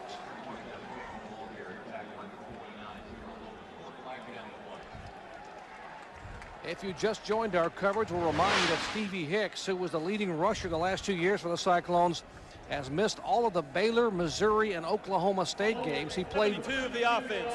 The penalty is 10 yards, and it's still 1st down. As they back him up 10 more yards, he played for 9 plays against Army for 22 yards. Only had 1 carry against Nebraska, but now they say he's healthy, or not even 100%, but running awfully well here today. If he's not 100%, he's pretty close because he's playing very, very well. Hate to see him when he is 100%. I was going to say. 1st and 20, motion by a receiver. And, that's going to bring the flag from the secondary. Justin Warren attempting a piggyback ride there on the receiver as he was leaping across. You know, if he'd have been able to leap across him without putting his hand on his back, it might have been a no call. Justin Warren, watch his backhand, watch his left hand. We talk about this every week. He's got coverage. He sees where the quarterback's eyes are. He's got the man, but now the left hand right there comes onto the receiver, and they do that over and over again. Pass interference on number 10 of the defense. It's a spot foul and an automatic 1st down. Yeah, that pass intended for Ben Barkema, the tight end, the sophomore out of Muscatine, Iowa. And again, we told you these 2 teams, 2 of the least penalized teams in the Big 12 Conference. Number 1 and number 2 in conference in the fewest penalties, although A&M has been bitten today. 6 penalty for 51 yards. Meyer takes it and wisely gets down back at the line of scrimmage.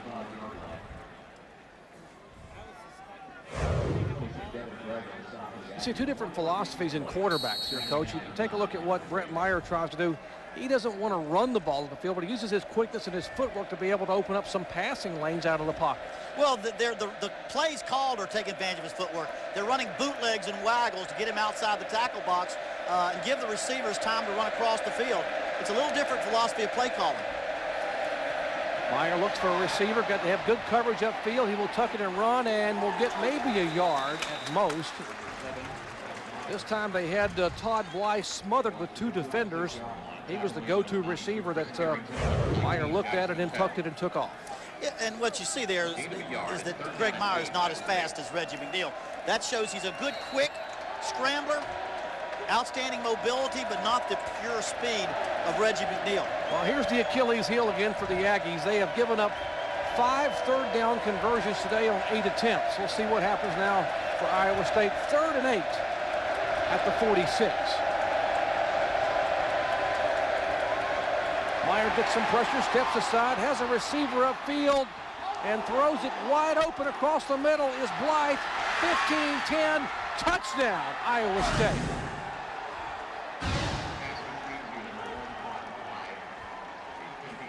A 52-yard pass from Meyer to Blythe. Well, I mean, this is just a situation where they're coming across the middle. Nobody's out of position. Nobody's out of position. The quarterback just gets too much time. This is where it starts right here. The quarterback's now scrambling. Everybody's covered, but you got a guy with plenty of time, the perfect throw, and then they run into each other, and it's a touchdown. That's where Meyer beats you with his feet to be able to have plenty of time to throw the football, right. and then beats you with his arm. Brett Culbertson to add the extra point to put the Cyclones up by 2 scores. The kick is good. Dancing Brett, watch this fancy footwork by Brett Meyer. No, I'm getting pressure. I'll run to this side, give my receiver time to clear, and I'll hit him for 6 more for the Cyclones.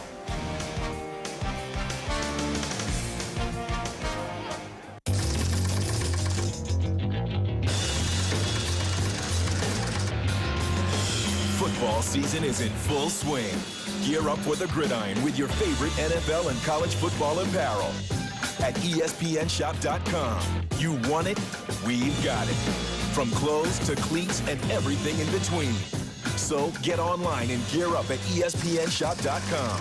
Or call 1-800-762-1701 for a free catalog. Here's to the beginning. A chance to carve out a new path. For this time will be different. This is the year we leave our mark. This is the game we play together. This is our season. The colors change, the fires burn, and the possibilities are endless. The NCAA Championships on ESPN. Back in College Station, Texas, opening possession of the second half of the Cyclones put 7 more on the board. A&M, though, has been awfully good, outscoring their opponents big time in the second half, and they're going to have to do it here today if they're going to get a win here at Kyle Field. Dan McCarty's team, though, has been awfully good at giving up leads in the second half. They were up 24-14 at Missouri in the 4th quarter and lost in overtime. And the Aggies come back, and can the Cyclones hang on? Tony Yelk set to kick it off to Jason Carter and Courtney Lewis for the Aggies' opening possession of the second half.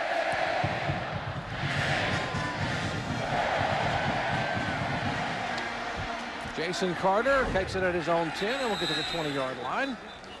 That was the longest touchdown pass a moment ago of the season for the Cyclones of Iowa State. Here's another look. Well, here's what a mobile quarterback can do. Here's a normal pass play. Really, nobody's bringing you a watch. Now, timing. All right, now he changes the time. The defensive backs now have to scramble to stay on people, and he's got plenty of time now. You'll see the defensive back really just lost his receiver by, what, a foot or two? And that was just enough because the Corbels scrambled outside the pocket.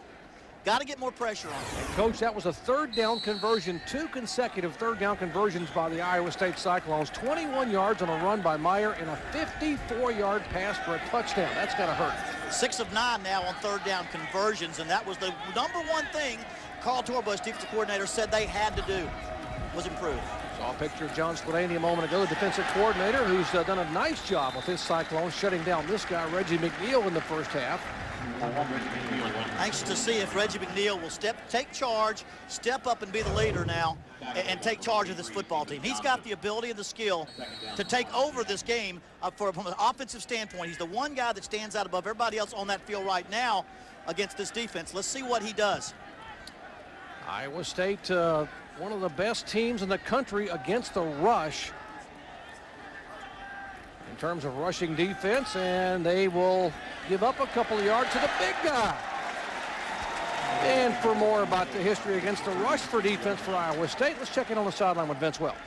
Well, Doc, Iowa State's defense is allowing 3.11 yards per rush, which would break the school record set back in 1959 by the Cyclones team remembered as the Dirty 30. That year, Iowa State's team had been plagued by injuries and defections, but rallied around one another to become one of the most popular teams in Iowa State history.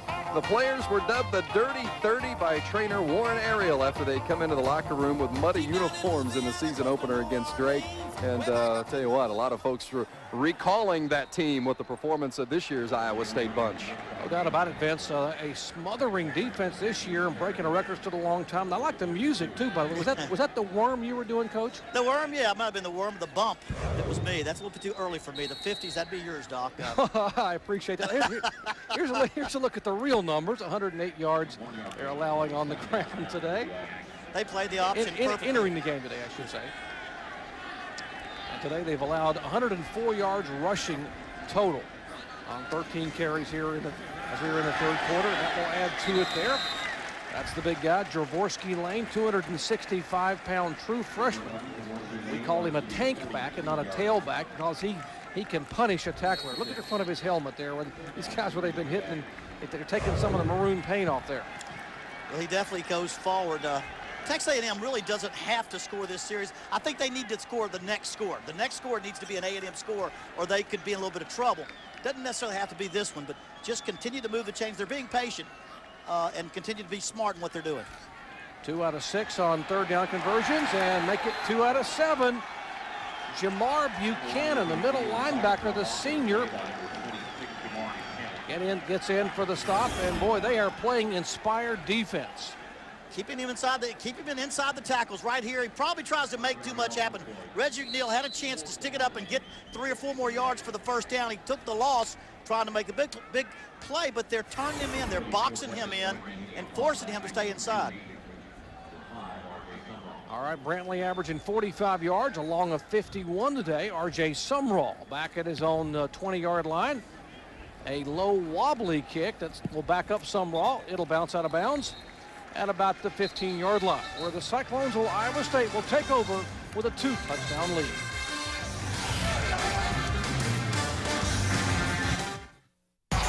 ESPNU tips off the college hoop season with the 2005 2K Sports Coaches vs. Cancer Classic. For 3, got it! As Syracuse and Texas Tech suit up.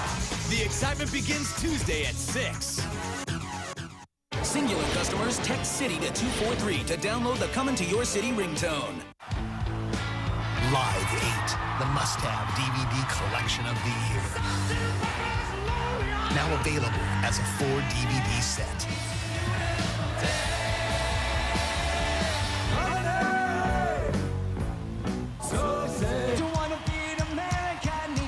Over 10 hours of amazing performances presented in 5.1 surround sound.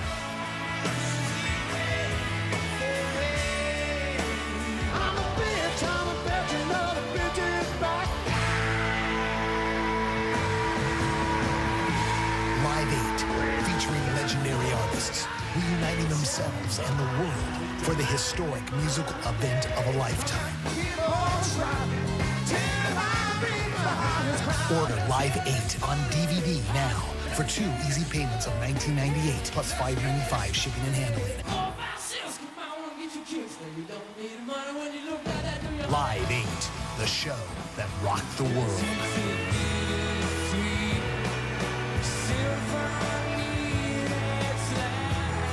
Extra features include unseen rehearsal footage and an exclusive backstage documentary.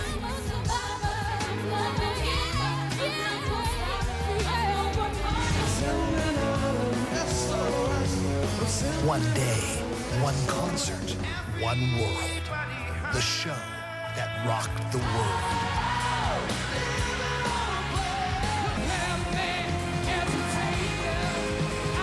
Live 8, the perfect gift for every music fan.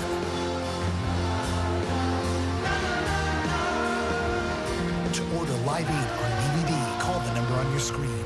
4 DVDs for 2 easy payments of $19.98 plus $5.95 shipping and handling. Rush delivery available. Order now.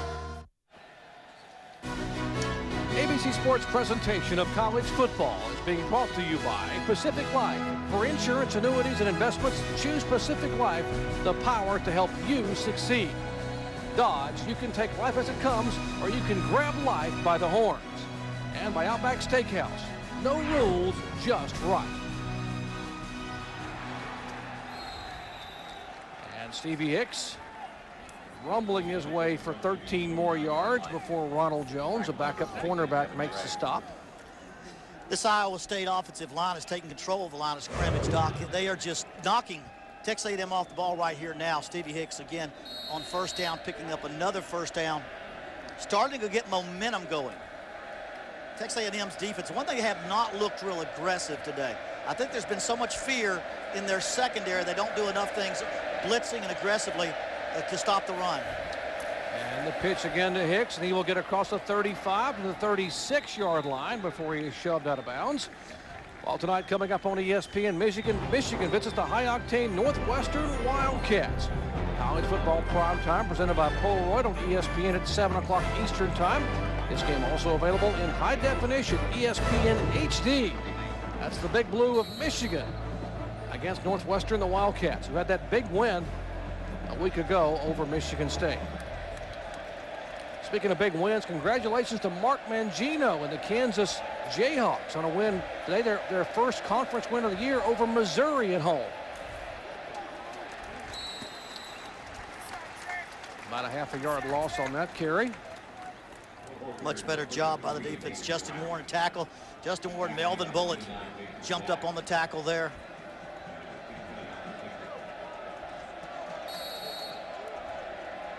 See Brown limping off there. David Brown, the fifth-year senior walk-on from Longview, Texas. Come on, jump up and down a little bit on defense. Jump up and down and pump everybody up now. Third down again. Too many guys standing around. 6 of 9 on the day. Coleman, the big back, is in. The hand is hit, but it's complete up the field inside the 45 to Walter Nickel, the tight end, for another Iowa State first down. 25-yard gain on a third and short. Now, we've talked about this the entire day. The defensive backs do not cover the wide receivers close enough now. Leave a little too much room. Beautiful throw by Brett Meyer on the play. Coach, last 3 Iowa State third downs as you watch Nichols catch again. They've given up 20. The Aggies have given up 21 yards, a 54-yard touchdown pass, and now 25 yards. It is Halloween, but that's been frightening on third down. Here's Meyer again. Bullet pass, and he will be out of bounds. No catch. Great call by the line judge there, as Blythe was about a half a step out of bounds. Second down and 10, Iowa State. But you got to feel for Carl Torbush coaching. You know, Carl Torbush, the defensive coordinator for the Aggies of A&M, one of the best coordinators in the country. He was the architect of that great defense that Mac Brown had at North Carolina over the years. A lot of those guys are playing in the NFL today. Was at Alabama with Dennis Francione and out A&M, but he's pretty helpful to what's happening in the secondary. Well, your corners dictate everything. If your corners don't feel comfortable putting them on the island, you can't bring your safeties up to get involved in the run and blitz the quarterback. They dump it off inside on a quick little screen to Hicks, and he will get inside the 35. I mean, you feel right now that the offense of Iowa State is just one play ahead of the defense. They've got the rhythm. They're one step ahead. They do one thing, and once Texas A&M adjusts to that, they do something else. That was the middle screen to Stevie Hicks. Nice 8-yard gain. Meyer is 17 of 24 passing, 273 yards and 2 touchdowns. What an afternoon for the sophomore quarterback. Only his second year as a starter for the Cyclones. Hicks will get the carry. As a whole, still on his feet, stumbling forward inside the 25-yard line. It'll be another Iowa State first down.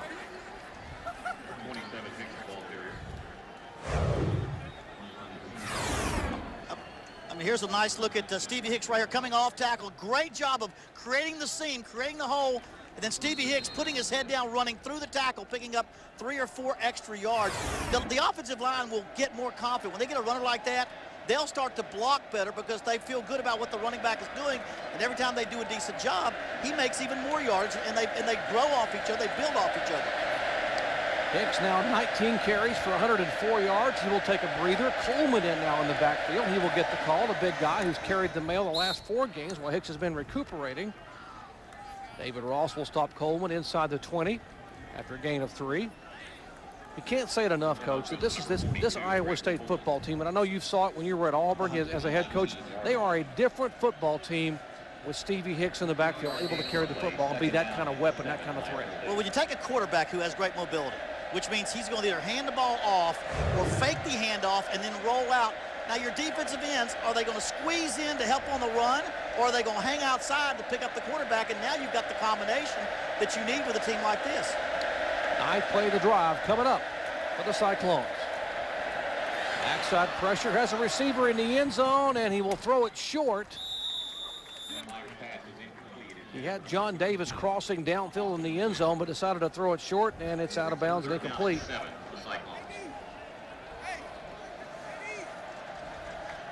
Not sure why he didn't try to take that shot at Davis. That's the one he hit to Todd Blythe earlier. They went for a touchdown. He wasn't real open, but he was as open as the last touchdown pass he threw. Well, a year ago, Brett Meyer, the quarterback for Iowa State, was knocked out of the game against A&M in the second quarter at home with a concussion. Didn't get to complete that game. He said, this one I've been waiting for a year. They lost that game 34-3 at home, and he is having a heck of a game here today. Floats in the end zone, and touchdown. On a great jumping catch, Todd Blythe, 18-yard touchdown pass. 6'5" tall, used every inch, and even jumped in the air to bring that one down. I mean, this is why it's danged if I do, danged if I don't. They bring 6, and they hook up one-on-one. One-on-one. Perfect coverage, but you got a 6'5" receiver. 6'5" receiver and about a 5'9" defender.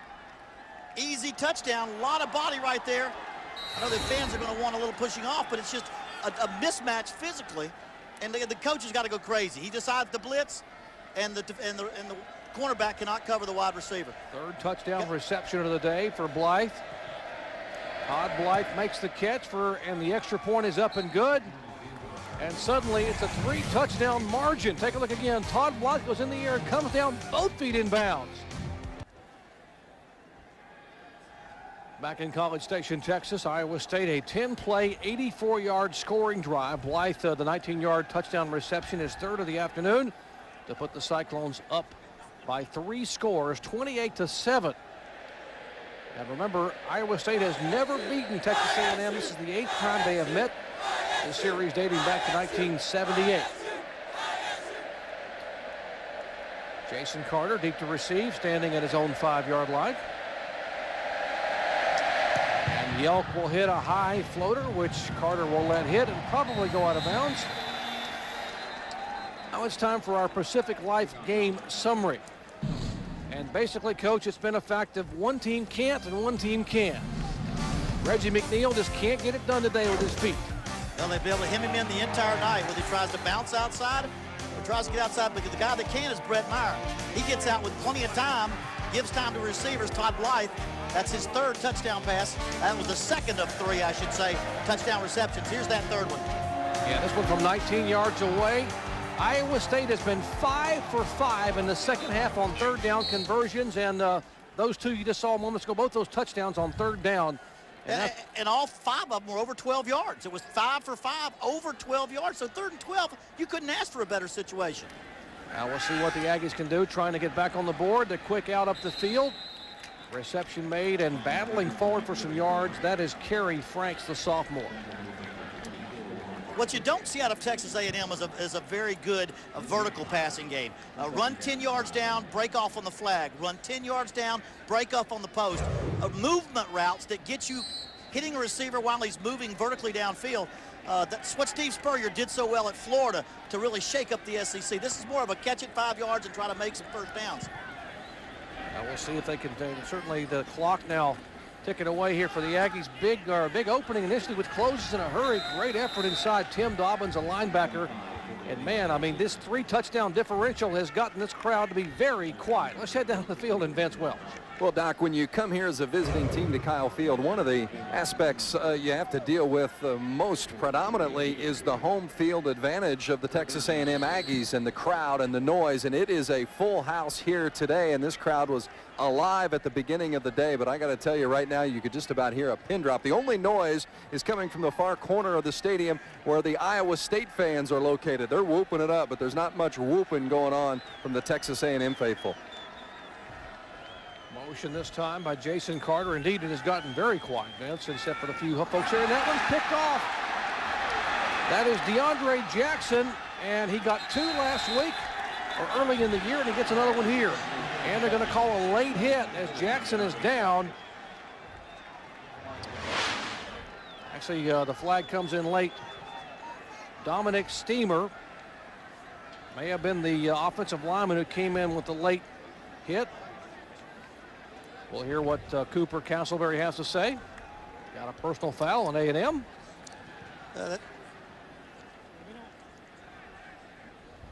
After the play, unnecessary roughness on number 74 of the defense.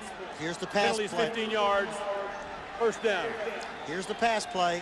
And again, I want to say, Reggie is throwing the ball a little too hard. You throwing the ball that hard for a reception, Now there's the late hit right there, just a frustration tackle. But when you got a guy hooking up 7 or 8 yards downfield and you throw a high ball that's over the shoulder pad level, well, if it goes through the hands, it's going to go to the defender behind you. You throw it into the shoulder pad area, from the shoulder pad to the waist, so it's into the body. But a very, very high, hard pass like that close, is going to be hard for anybody to catch.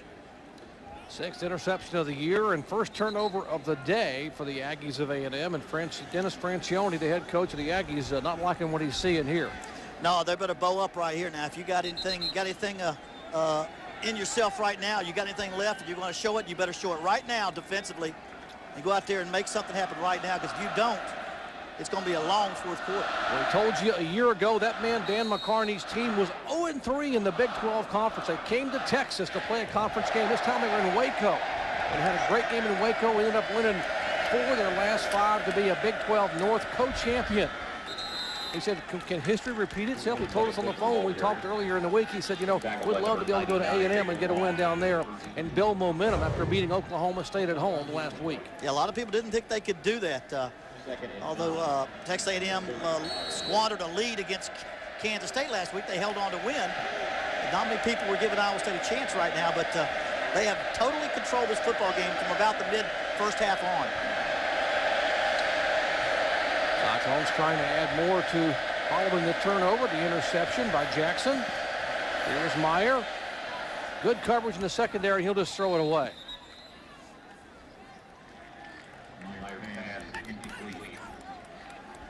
Talk about the job Dan McCarney has done there.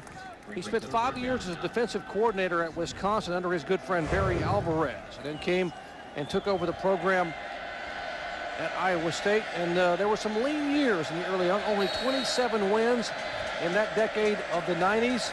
They were 117th out of 119 teams in Division I college football. They were that bad. But since 2000, he built the program one peg at a time, one recruit at a time. And what a job he has done. 4 bowl games in the last 5 years and 2-time Big 12 Coach of the Year, including 2004.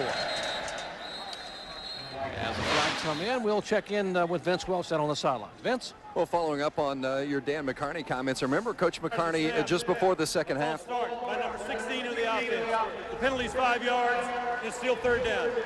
Just before the beginning of the second half, when we talked to Coach McCarney, he said we need to take it one play at a time and get a couple of turnovers. Well, they've gotten one, and he just went to each player on a starting defensive unit here on the sideline and said, that's one, we got to get another one. So he's still prodding his defense, even though his offense is out on the field looking to put more points on the board. It's a great point, Vince. And last week against Oklahoma State, he told his defense, I want 5 turnovers. You know how many they got? 5. They had 4 consecutive interceptions in the second half on 4 consecutive possessions against the Cowboys. That pass in and out of the hands of the intended receiver. It would not have been enough for the first down anyway. Todd Blythe, one of the few today he did not hold on to. Yeah, he hasn't dropped hardly anything today. 3 touchdown passes. He's been the primary receiver for Brett Meyer. When Dan McCartney's teams don't turn the ball over or win the turnover battle, they win the games. And he traditionally, throughout his career, has been a stickler for ball security, don't turn it over, and create turnovers. There's Blankenship, and he will try to get a short punt to hit on about the 5, and he does. Hits on the 5-yard line and takes a bounce back to the 6. And it was actually booted into the end zone, so it'll be a touchback. Well, it's not going to get any easier for the Aggies, Texas A&M, and Reveley's got some frightening things staring him ahead here over the next few weeks. It's a tough road to hoe as Reveley's going to head to Lubbock, Texas on November 5th to take on the Red Raiders. How about Norman, Oklahoma? The Boomer Schooner comes screeching by. And Thanksgiving weekend, they're here to the Longhorns of Texas. It'd be a pretty scary road to hoe here for Reveley and company. Boy, if Brett Meyer can throw like he's thrown, I imagine with Cody Hodges at Texas Tech is going to do a lot of work to do this in the second half and throughout the remainder of the season. Reggie McNeil firing it out to the flanker, Jason Carter, who will get a couple of yards. They've stayed with this game plan, slip screens to the outside, and I'm wondering, when is it time to get vertically downfield? You're losing almost to the fourth quarter. I mean, you're down 3 touchdowns. You're getting pretty close to adjusting your game plan and seeing if you can do something else that's going to be a little more successful. We might mention that the Aggies, one of the reasons that the percentage for completions is down this year for Reggie McNeil is because a couple of his go-to receivers are out for the year. Tydrick Riley for an ACL, and he'll return back next year after a redshirt year. They're also missing Irvin Taylor, one of their veteran receivers. As we check in on what's happening with the Georgia Bulldogs, let's head back to New York and John Saunders. Doc, Georgia trying to fight back against Florida. Joe Tereshinski at quarterback as DJ Shockley is hurt. Toss back to Thomas Brown, gets up and comes back to the ball for a touchdown. They reviewed it to see if Tereshinski was down before the toss to Brown. He was not. And so within 4 as they start the 4th quarter. Doc. And thanks a lot, John. One of the unbeatens of Bulldogs. There's no quitting those Bulldogs. Mark Rick and company trying to battle back in Jacksonville. Little throwback to the quarterback. Mark Rick called that quite a few times when he was the offensive coordinator at Florida State. Now, this play here is under review by our Big 12 officiating crew to see if the ball did indeed hit the ground. They don't give them those very often when they get them that low with that ball hugging the grass line.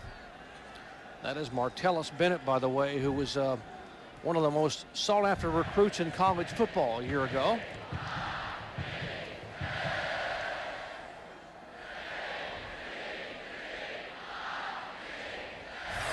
And if they stopped it, they're talking now from upstairs to Cooper Castleberry.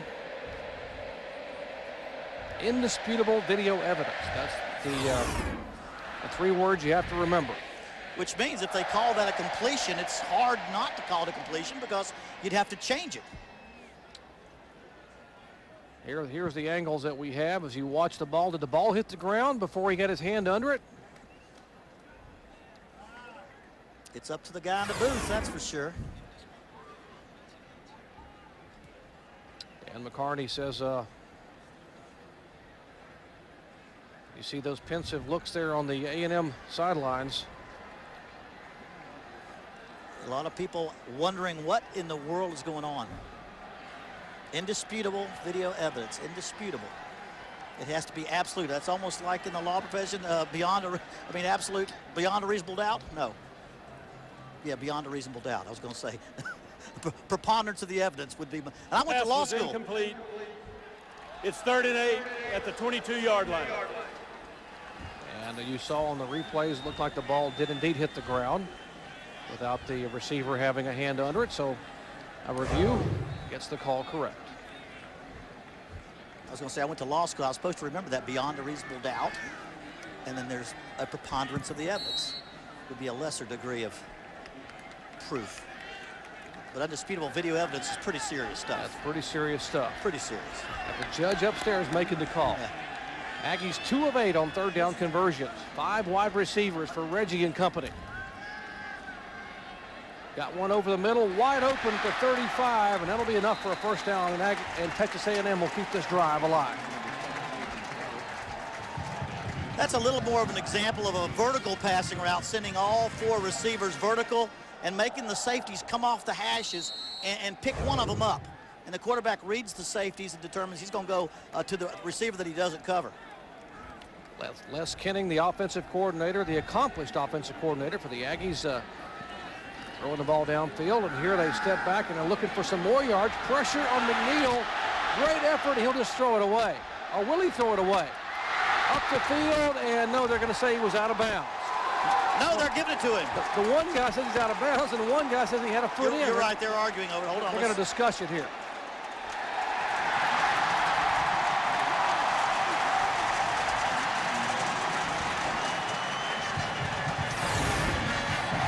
Watch your quarterback here. It's all up to Reggie McNeil now. He fakes the option, drops straight back. It's his scrambling ability.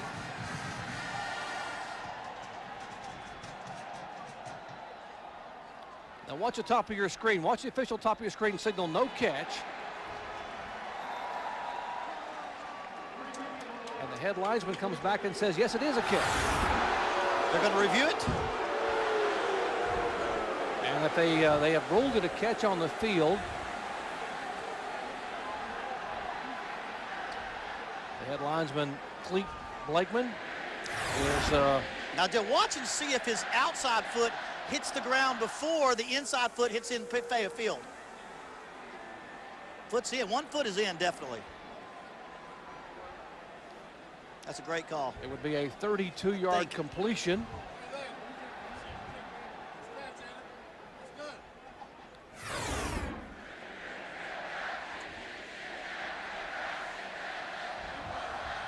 Dennis Francione waits patiently. The Aggies just need one more victory to become bowl eligible.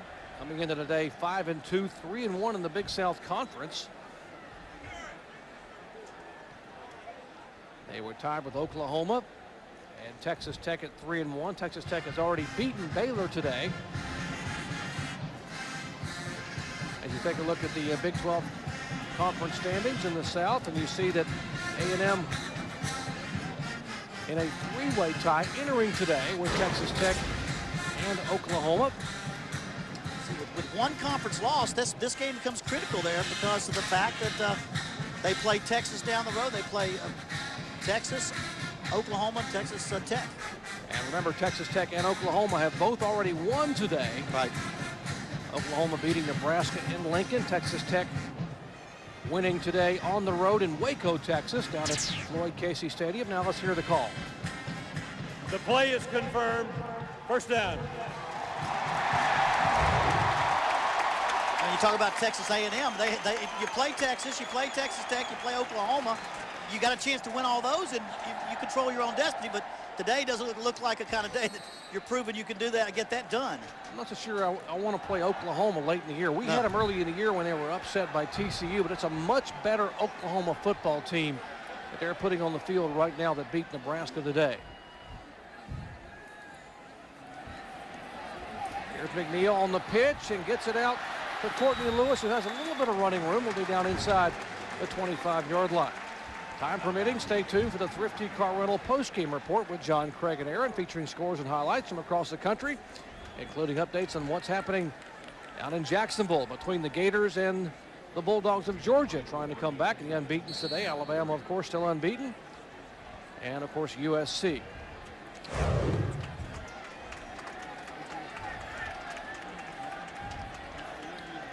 Final 49 seconds here of the third quarter, as the Aggies try to battle back. Pass complete inside the 20. And shoved out of bounds at the 14. That is Jason Carter.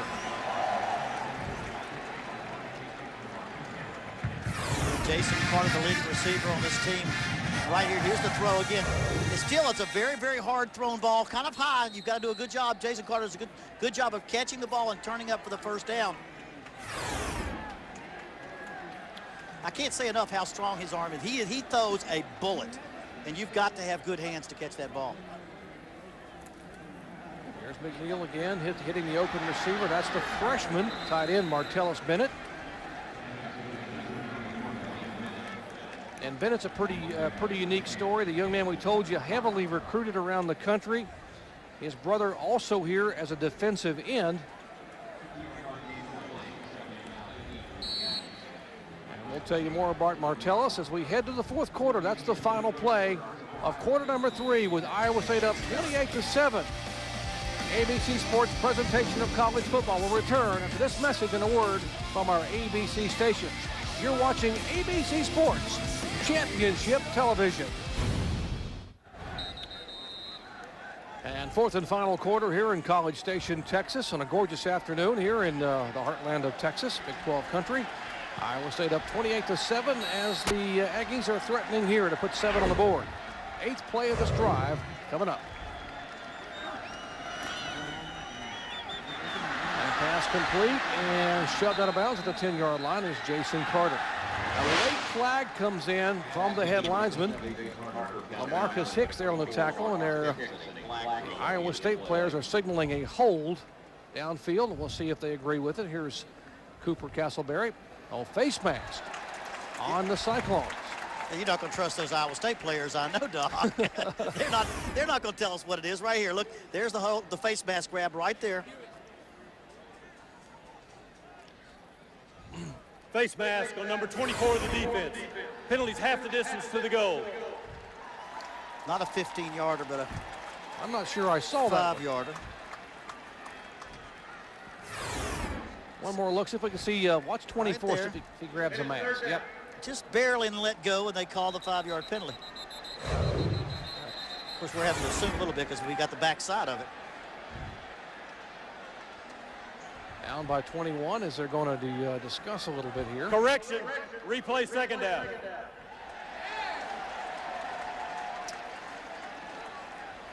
Second and about a foot for they can get a first down inside the 4. See, this is where I would have wished I had an offense where my quarterback was under center. You got about inches to go, unless you're going to throw it. And Reggie gets some pressure, and I'll see if he can tuck it and run. Throws it in the end zone, and 2 Aggie receivers in the same vicinity. And another flag has come in.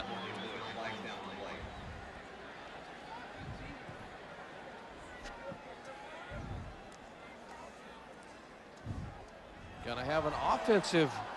See, now here's a 2nd and inches. You got to have a touchdown. So I'm thinking get your first down inside the 5. You got 4 plays to get it. You're in a shotgun now.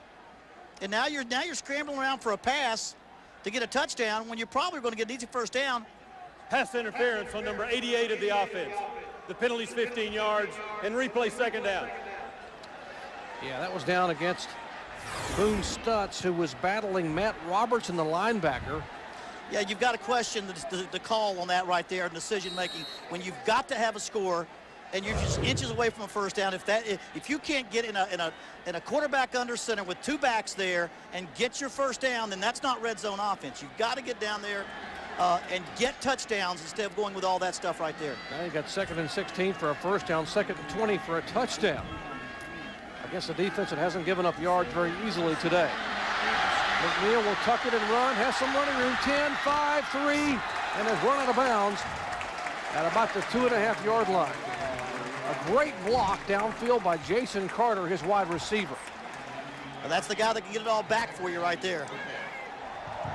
And now they've got to make a decision to get this ball in. Gets the first down.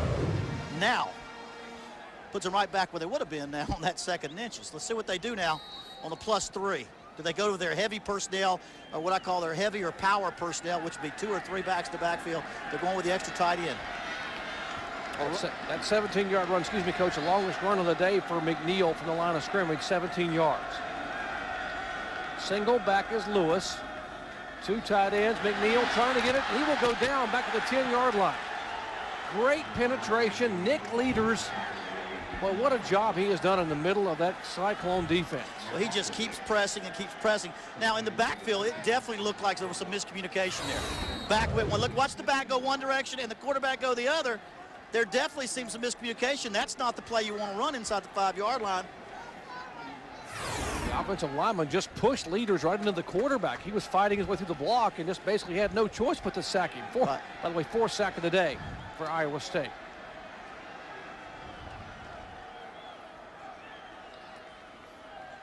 Second and goal. McNeil looks over the middle, and it's batted away again.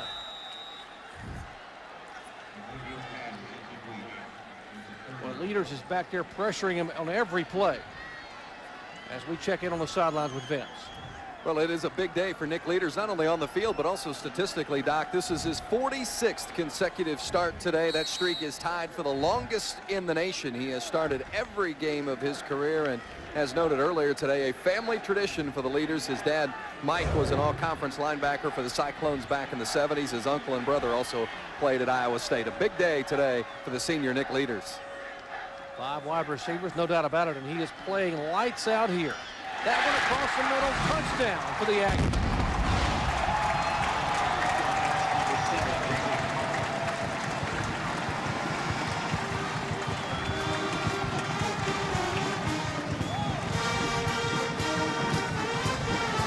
Jason Carter on the catch from 9 yards out.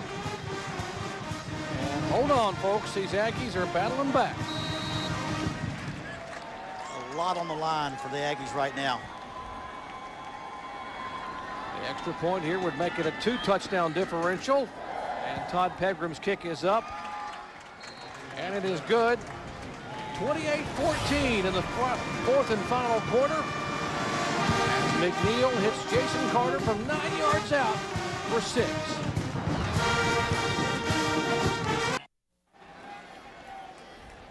Back in College Station, Texas, 4th and final quarter, 13:49 to play. And the Aggies are battling back. There's a scoring drive. Carter's 9-yard touchdown reception, 12 plays, 80 yards. Just under 3.5 minutes of clock it used up. Now remember, Iowa State was ahead 24-14 in the 4th quarter at Missouri and lost it overtime. They've been ahead late against Nebraska and Baylor and lost both of those. So it's far from over. And the Cyclones finish. That one taken 2 yards deep in the end zone. DeAndre Jackson, the return specialist, and he will get just shy of the 20-yard line. Here are this week's BCS standings, brought to you by Allstate. And at the top is Texas, atop the BCS standings. And Terry, it is the .007 margin between Texas and USC, the slimmest margin between number 2 and number 1 in BCS standings history. And then this is pretty common for what you get from BCS at this point in the season. Texas' strength of schedule is just more than USC. So although both human polls pick USC number 1, the computers gave Texas the edge right now. Well, the Longhorns have gotten it done this year on both sides of the ball. Great efforts by Vince Young and the BCS contender. Number 1 in the BCS standings. They smothered them with defense. And then once they stop you, Mr. Young takes over, Vince Young. Although he opened with 2 interceptions in the first 3 passes a week ago, came back and threw 2 touchdowns at 239 yards as they dominated Texas Tech 52-17. They come here on Thanksgiving, November 25th weekend against the Aggies, and that's on ABC. Hicks trying to stay in bounds. He will indeed keep the clock running as Johnny Jolly makes the stop. Defense is trying to rise to the occasion. The fans are on their feet trying to get one more excitement growing on the field right now for this Texas A&M defense. 3rd and 10 now. They've given up about 5 straight 3rd downs to Iowa State, all over 12 yards. This is critical. Well, the 12th man is standing. This is the Kyle Field we're accustomed to seeing. 82,600 on their feet. 3rd and 10 for the Cyclones.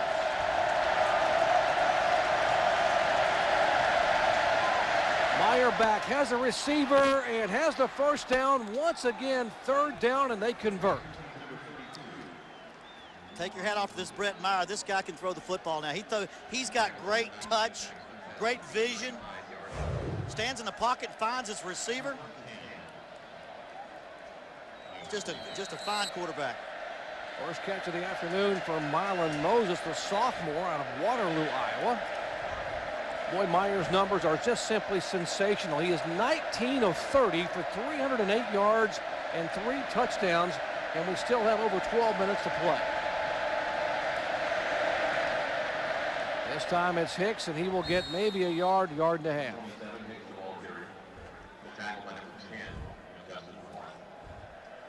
Now that's 6 3rd down completions of over 12 yards in a row for Iowa State. If it gets to be 3rd down again, I'm blitzing 8 people and I'm playing bump and run man coverage. I'm gonna make something happen.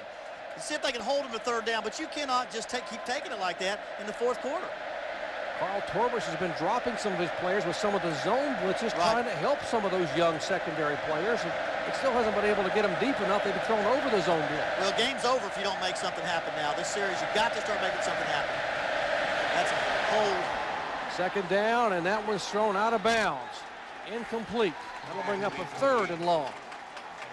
Looks like Texas A&M got away with a little hold right there. I mean, Iowa State offensive lineman got away from a hole right there. Everybody in the stadium saw it. 3rd and 8. Let's see if they heed my warning. They've been burned 6 straight times on 3rd down. Here we go. Buckle up your seatbelts, folks. 3rd down. Iowa State's got them right where they want them. 3rd and long. They have converted 6 of 7 in this half on 3rd down.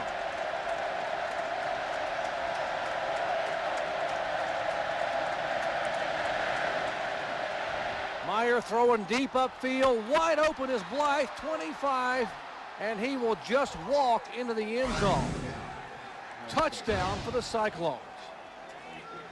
This is absolutely unbelievable. Absolutely. They rushed 4 rushers. They didn't blitz. They rushed 4 and played zone. Here's your outside receiver working right down the middle right here. All he's doing is working in between. He's got 6'5". Defender falls down, and he walks in. You can't have more bad things happen. Cornerback falls down. Safety has a poor angle.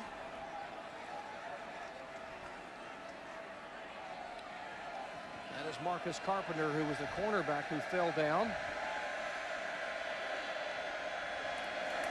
And the kick is up and good by Brett Culbertson. And the Cyclones add 7 more. This time on 3rd and 8, they do it from 63 yards out. And guess who? Todd Blythe for the 4th time. First week of school, they have a lot of credit card vendors out on the plaza. They advertise free stuff to sign up. It was free money. I just went crazy on it. I would get mailings from collection agencies, and that's when it got kind of scary. I started to really care about my credit after I bought my car. I got a really, really bad interest rate, and that's when I went on the internet and I found True Credit. Log on to TrueCredit.com and get unlimited credit reports and scores from all 3 credit bureaus. Plus, daily credit alerts to keep you on top of any changes. Order online now and receive $25,000 in identity theft coverage at no additional cost. It's very exciting for me to log on, buy a report, check out my score, and see how much it's improved. It's important to pull your credit at least once every quarter. You just don't know what's going to be on your credit report. It's a lot easier to manage. I still have my car. I'm an assistant to a loan officer for a bank. I just love the irony in that. And True Credit's been great.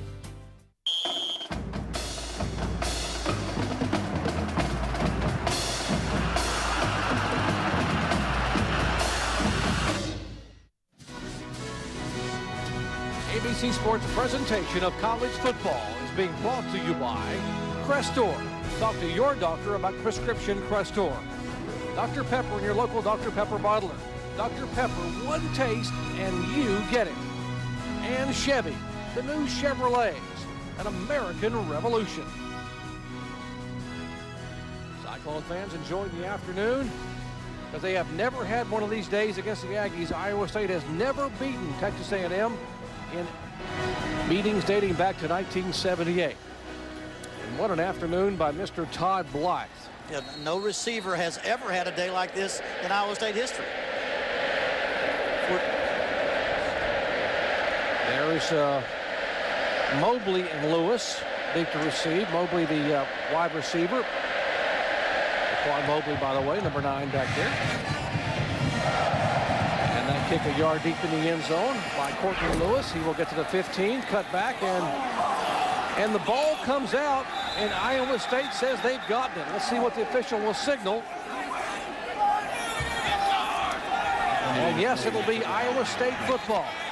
What else can happen to the Aggies here on an afternoon? When it rains, it pours. Steve Paris was there to jump on the football. There's Steve, number 8 on your screen. And Dan McCarthy says, get off the field, guys. Let's watch this return by Courtney Lewis. Watch the hit. He cuts it back. Ball comes out right there on the ground. Yeah. Definitely a fumble. You lose your poise. You lose your concentration now. Yeah, great hit by Caleb Berg, by the way, to produce the fumbles. We check in on the sidelines with Vince.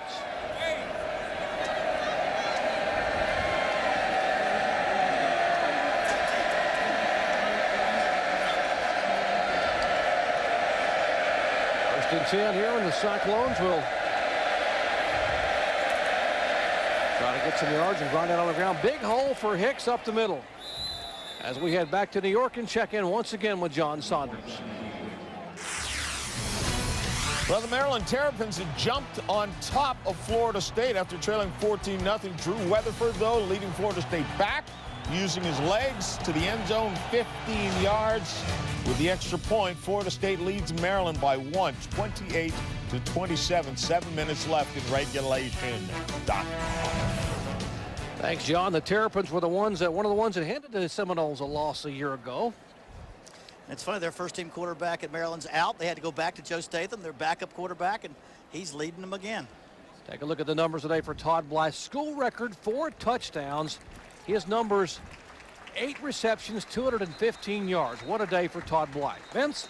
Well, it's hard to believe Blythe had been having a bit of a off season up until last week when he had 4 catches for 91 yards, but he'd had some drops earlier in the season, wasn't having the kind of year that he was hoping for. Said somehow his technique had gotten messed up, was catching the ball more with his body instead of his hands, but he got that corrected. At a big day last weekend against Oklahoma State and a record-setting day today here against Texas A&M. Yeah, coming off season surgery, sort of lost the concentration a bit. Second and a couple, and they give it inside. Down to about the 8-yard line. Should be enough for the first down. It'll be first and goal for Iowa State. Todd Blythe represents that movement towards tall receivers. Not necessarily the fastest receiver, but 6'5", 6'6". Your cornerbacks in college football, very seldom over 5'10". When you talk about a 6 to 8 inch advantage, then you're talking about being able to throw a deep ball high, and you're going to win almost all those battles. You get a kid that's as fluid and as athletic as Todd Blythe. He's got great body control, and he beats the defensive backs almost every time. Prior to the day, Blythe's best day was last year against Nebraska. He had 8 receptions for 188 yards. We mentioned today 8 receptions, 215 yards, and 4 touchdowns, a school record.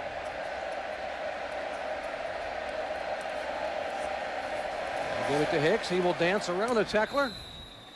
And we told you it's been a record-setting day for Todd Blythe. Let's take a look at the 4 touchdown receptions. It began early on in the first quarter, opening drive, 9 yards away. He makes it look easy with a one-handed catch. And then from 54 yards away, a touchdown. Now, all afternoon, wide open, Todd Blythe, the latest one from 63 yards out. That one on a 3rd and 8. Blythe got it done.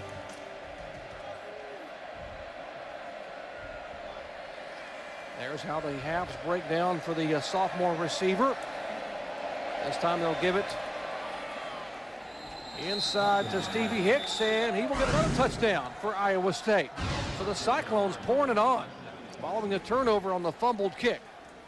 Stevie Hicks, that's his 2nd rushing touchdown. Something that's been missing with this Cyclone team. You got to like the chances. They play everybody. You got to like the Cyclones' chances the rest of this season. The way they're playing now, and it's almost like Stevie Hicks completes them offensively. Quarterback, wide receivers, now running back, puts it all together. Big offensive line. Very impressive today. Second touchdown of the afternoon for Hicks. 25 carries for 123 yards. Welcome back, Stevie. If you're a Cyclone fan, we certainly, I think the Cyclones fans will say we have certainly missed you. 42-14 with less than 10 minutes to play here in College Station.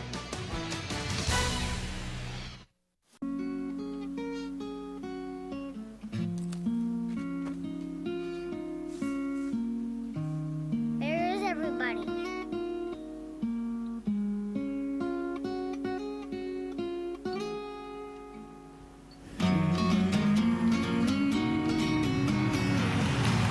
Nothing's more fun than 340 horses. The Cayenne S. Porsche. There is no substitute.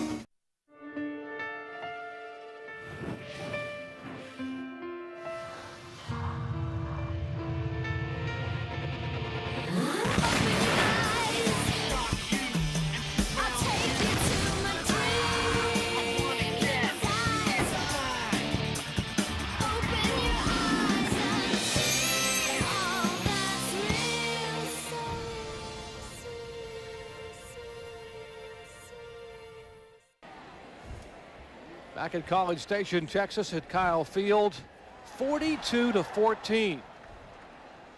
That is the score right now. Iowa State Cyclones, only Big 12 member to never beat the Aggies. They may have just cured that stat. So you might want to tear that one up and throw it away.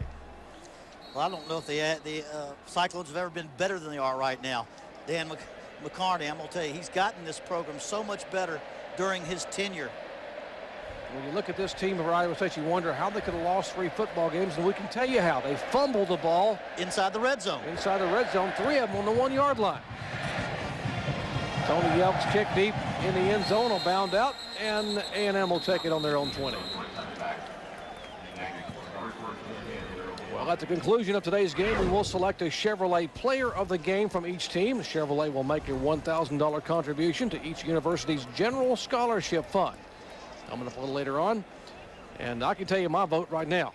That guy on the picture right there. That's right, exactly. There have been a lot of great plays by Brett Meyer and Stevie Hicks, but that guy has done something that's never been done at Iowa State University. 4 touchdown passes.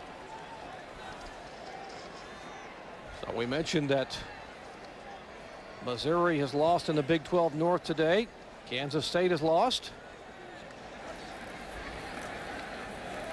But what about the BCS title contenders? Way upfield and incomplete. What's happening with USC? Let's check in back in New York and John Saunders.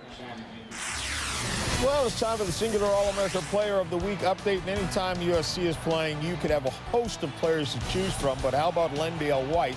155 yards on the ground and 2 touchdowns as well, as USC is blowing out Washington State 48-13. Text the word vote to 87654 now on your singular phone for your ballot and a chance to win a trip to the national championship. Another big day. Thank you, John. Another big day for the Trojans of USC, getting it done over Washington State. And that one, did he hang on? Well, let's take a look at the scores around the Big 12 today. As we mentioned, Oklahoma beating Nebraska in Lincoln. Kansas, Mark Mangino and the Jayhawks getting their first conference win of the year at home against Missouri. Texas Tech winning down in Waco and Baylor, and Colorado squeaking by Kansas State in Manhattan.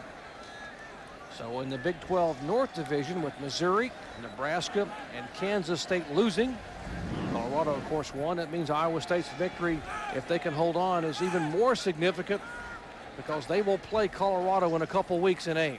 That's right. Colorado still has Nebraska left on their schedule.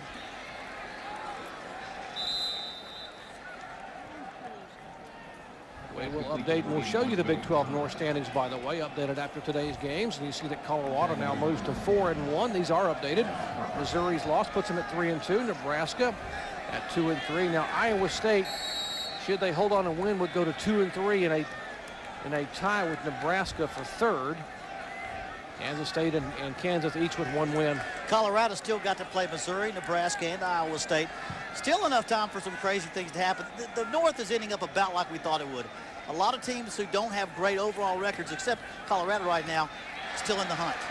Well, we might want to tell the folks, though, by the way, that the number 4 team in the BCS standings just lost. That is Georgia. Has gone down to defeat to the Gators of Florida in Jacksonville. So 14-10, the Georgia Bulldogs without DJ Shockley, unable to get it done offensively, as they trailed early on 14-0 and came back and made it closer, but still lose 14-10. So another one of the unbeatens going down as the Bulldogs lose in Jacksonville. That'd be like taking Brett Meyer or Reggie McNeil away from these two teams. DJ Shockley just the central part of that offense. Reggie McNeil getting some pressure. What great effort by the defensive lineman, just running step for step with McNeil. That is Brent Curvey. You see Marcus Hicks there. You know, unlike Brett Meyer, Reggie McNeil breaks outside the pocket, gets plenty of time for himself, but these young receivers don't get open. They're not open. There's nobody to throw to, and he's getting out there. Everything's happening just like Iowa State, but nobody to throw to. There's a look at Curvey. Just a great effort a moment ago. He was running step for step. He's 305 pounds, and he was just, and McNeil wasn't pulling away from him. You'll love that one on the highlight reel. That ball swatted down. Remember, time permitting, stay tuned for Thrifty Car Rental post-game report with John, Craig, and Aaron. All the scores and highlights from across the country. The big day for the Trojans of USC. Another unbeaten team going down to defeat as the Georgia Bulldogs lose at the big outdoor cocktail party in Jacksonville, Florida, the Gators of Florida.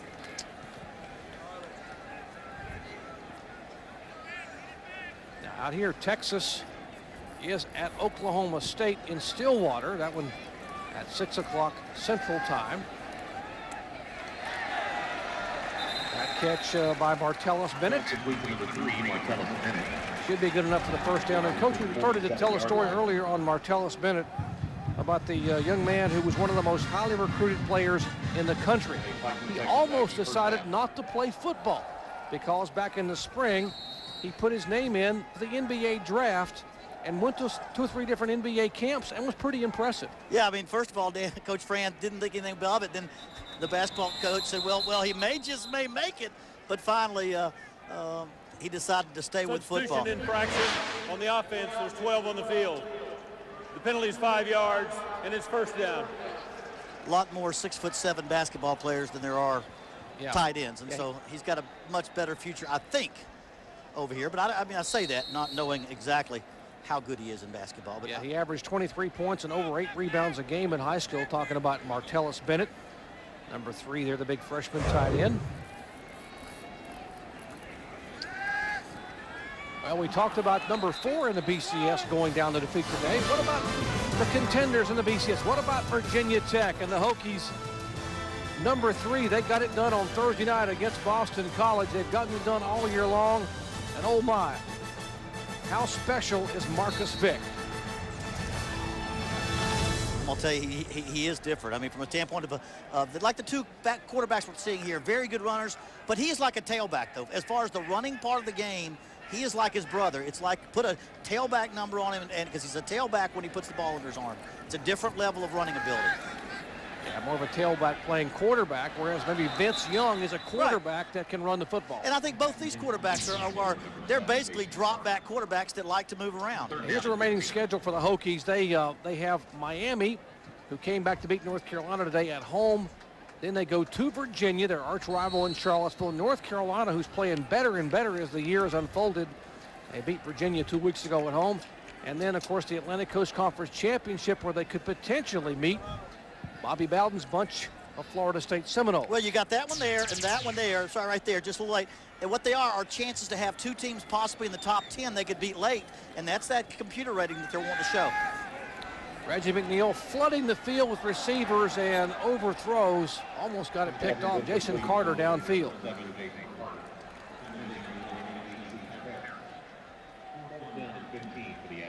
Yeah, that was and you know, you have those kind of days when you have a talent like Reggie McNeil, this young man, and what a great person off the playing field. The coaches talk about the great character he has and how much he has meant to this program, how special a young man he is, and what kind of vision he has on the field. But you have these kind of days where things just don't seem to sync up for you. Well, I mean, we talked about it earlier. Oklahoma State showed the way to play him with these young receivers. Don't over-rush him. Just pull him up, kind of rush wide, make sure he doesn't run out of the pocket, make these young receivers get open. He unloads one about 55 yards and it's picked off in the end zone by LaMarcus Hicks. So another turnover by the Aggies. 42-14, 7:30 to play. Back in just a minute. If it's played on a campus, it's on ESPNU. Touchdown. Unbelievable. The best college sports action all year long. Another great play. He's got it. The buzzer. Here's what's playing tomorrow night at 8. Where will your team rank this week? The Ugos inside the polls. At 9, ACC football. Maryland takes on Florida State. ESPNU, always in season. People have been waiting for this game for a long time. In fact, the fans are already out in force. The marching band is here as well. Coming up on the countdown kickoff here.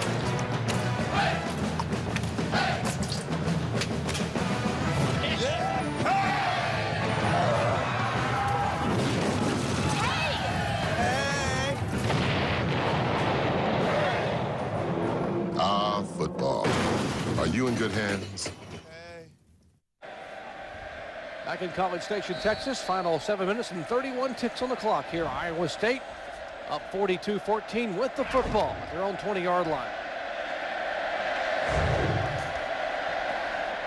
Hand it off to the big back, Greg Coleman, and he will lumber up for about 5 yards. Number 42, Greg Coleman on the carry. Well, we told you This one today was going to be a very special one for two 5-yard gain on the play. two running backs who are coming back from injury. Stevie Hicks had missed the previous 3 games and only been healthy for 1 game all year. Puts up 25 rushes for 123 yards. And Courtney Lewis, likewise, for the Aggies, a big 73-yard scamper. His career long for a touchdown. I think Stevie Hicks proved that he's Prior to the healthy snap, enough. The delay of game by number 7 of the offense.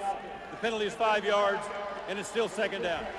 And maybe more importantly, Stevie Hicks proved that he's healthy enough to carry 25, 30 times a game with that injury. It's not just something he gets 10 or 12 carries and has to come out, but he can go the full 60 minutes and take the hits. He's shown that today. Yeah, they're going to need him in the upcoming schedule. Doesn't get much easier. They got a chance, though, to control their destiny with a little help in the Big 12 North. This one goes to Coleman, and he will not get very much. Let's take a look again at our Pacific Life game summary. 3rd down conversions have been the order of the day for the Cyclones of Iowa State. 3 consecutive 3rd down conversions for touchdowns. This one from 54 yards away to Todd Blythe.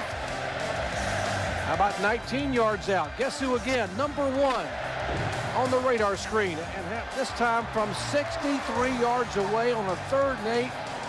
Todd Blythe sets a school record, and this guy right here has done a phenomenal job. Brett Meyer, 371 yards, a personal career best throwing the football. The receiving core for Iowa State could do no wrong, and the defensive backs for Texas A&M could do no right. 1-yard gain on the play. 4th down and 9, Iowa State.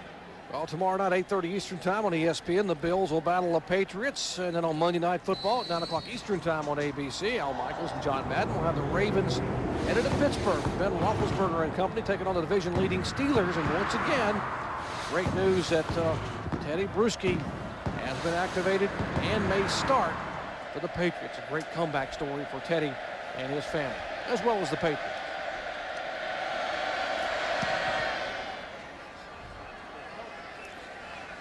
And that launched that kick all the way back. It'll be bound out of bounds at about the 22-yard line. A 57-yard punt by Troy Blankenship.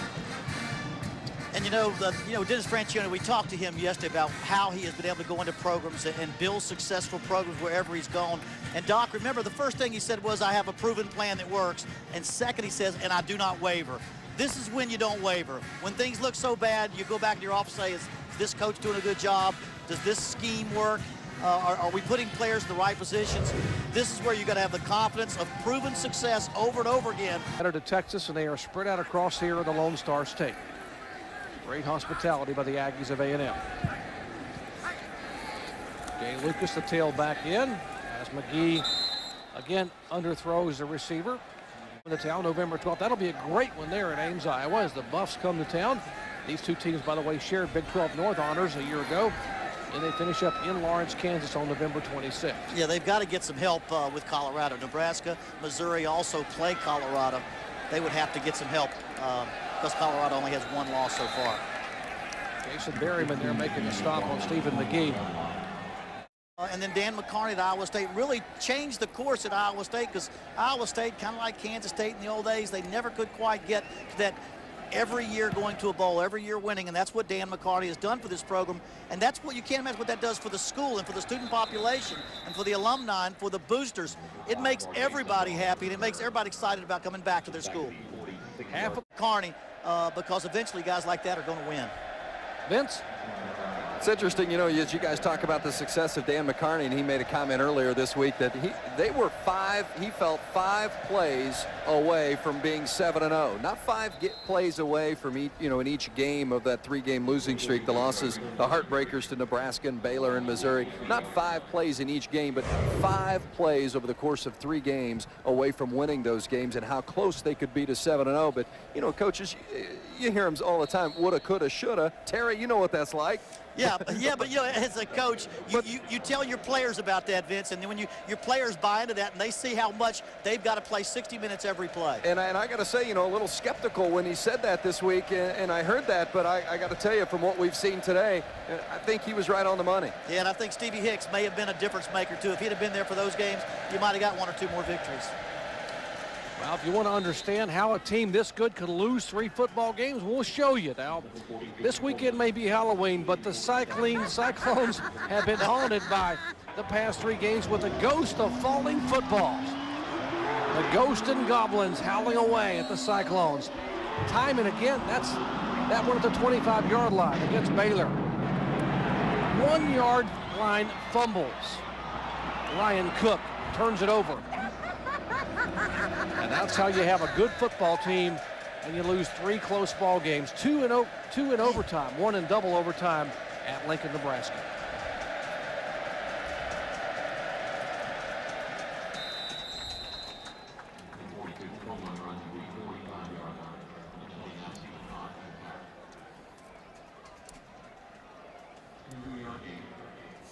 Well, Coach, if you're Dennis Francione and you have the kind of day you have on your own field, they had not trailed at halftime at home all year. They were behind by 7 at halftime and essentially just couldn't stop at all this Iowa State passing attack in the second half.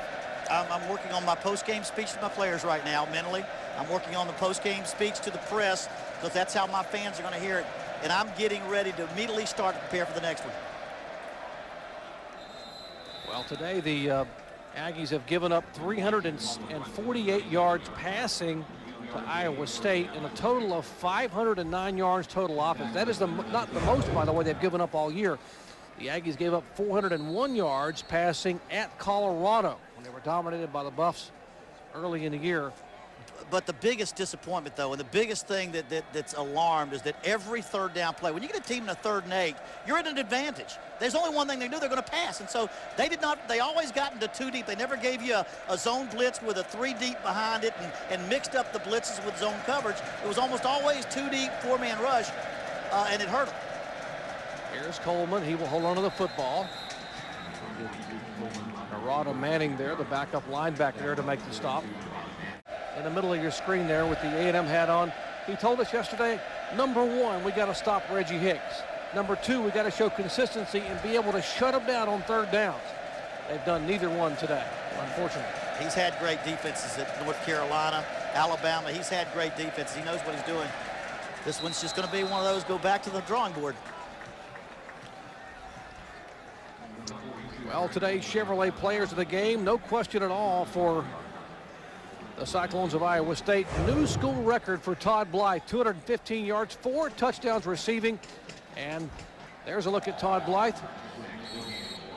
215 yards receiving, 2nd most in school history, but the 4 touchdowns is a school record.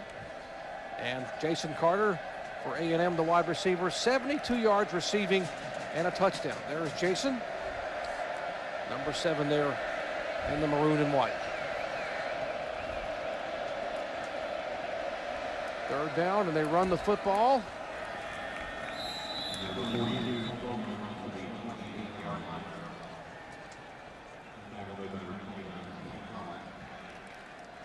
Final 20 seconds here in College Station, Texas, and history being made today. The Cyclones of Iowa State had never beaten the Aggies of A&M, the only school in the Big 12 Conference in 10 years of football that they had not beaten, and that will change after today. The Iowa State Cyclones, in dominating fashion, have won here today. We'll wrap it up when we come back to College Station in just a moment.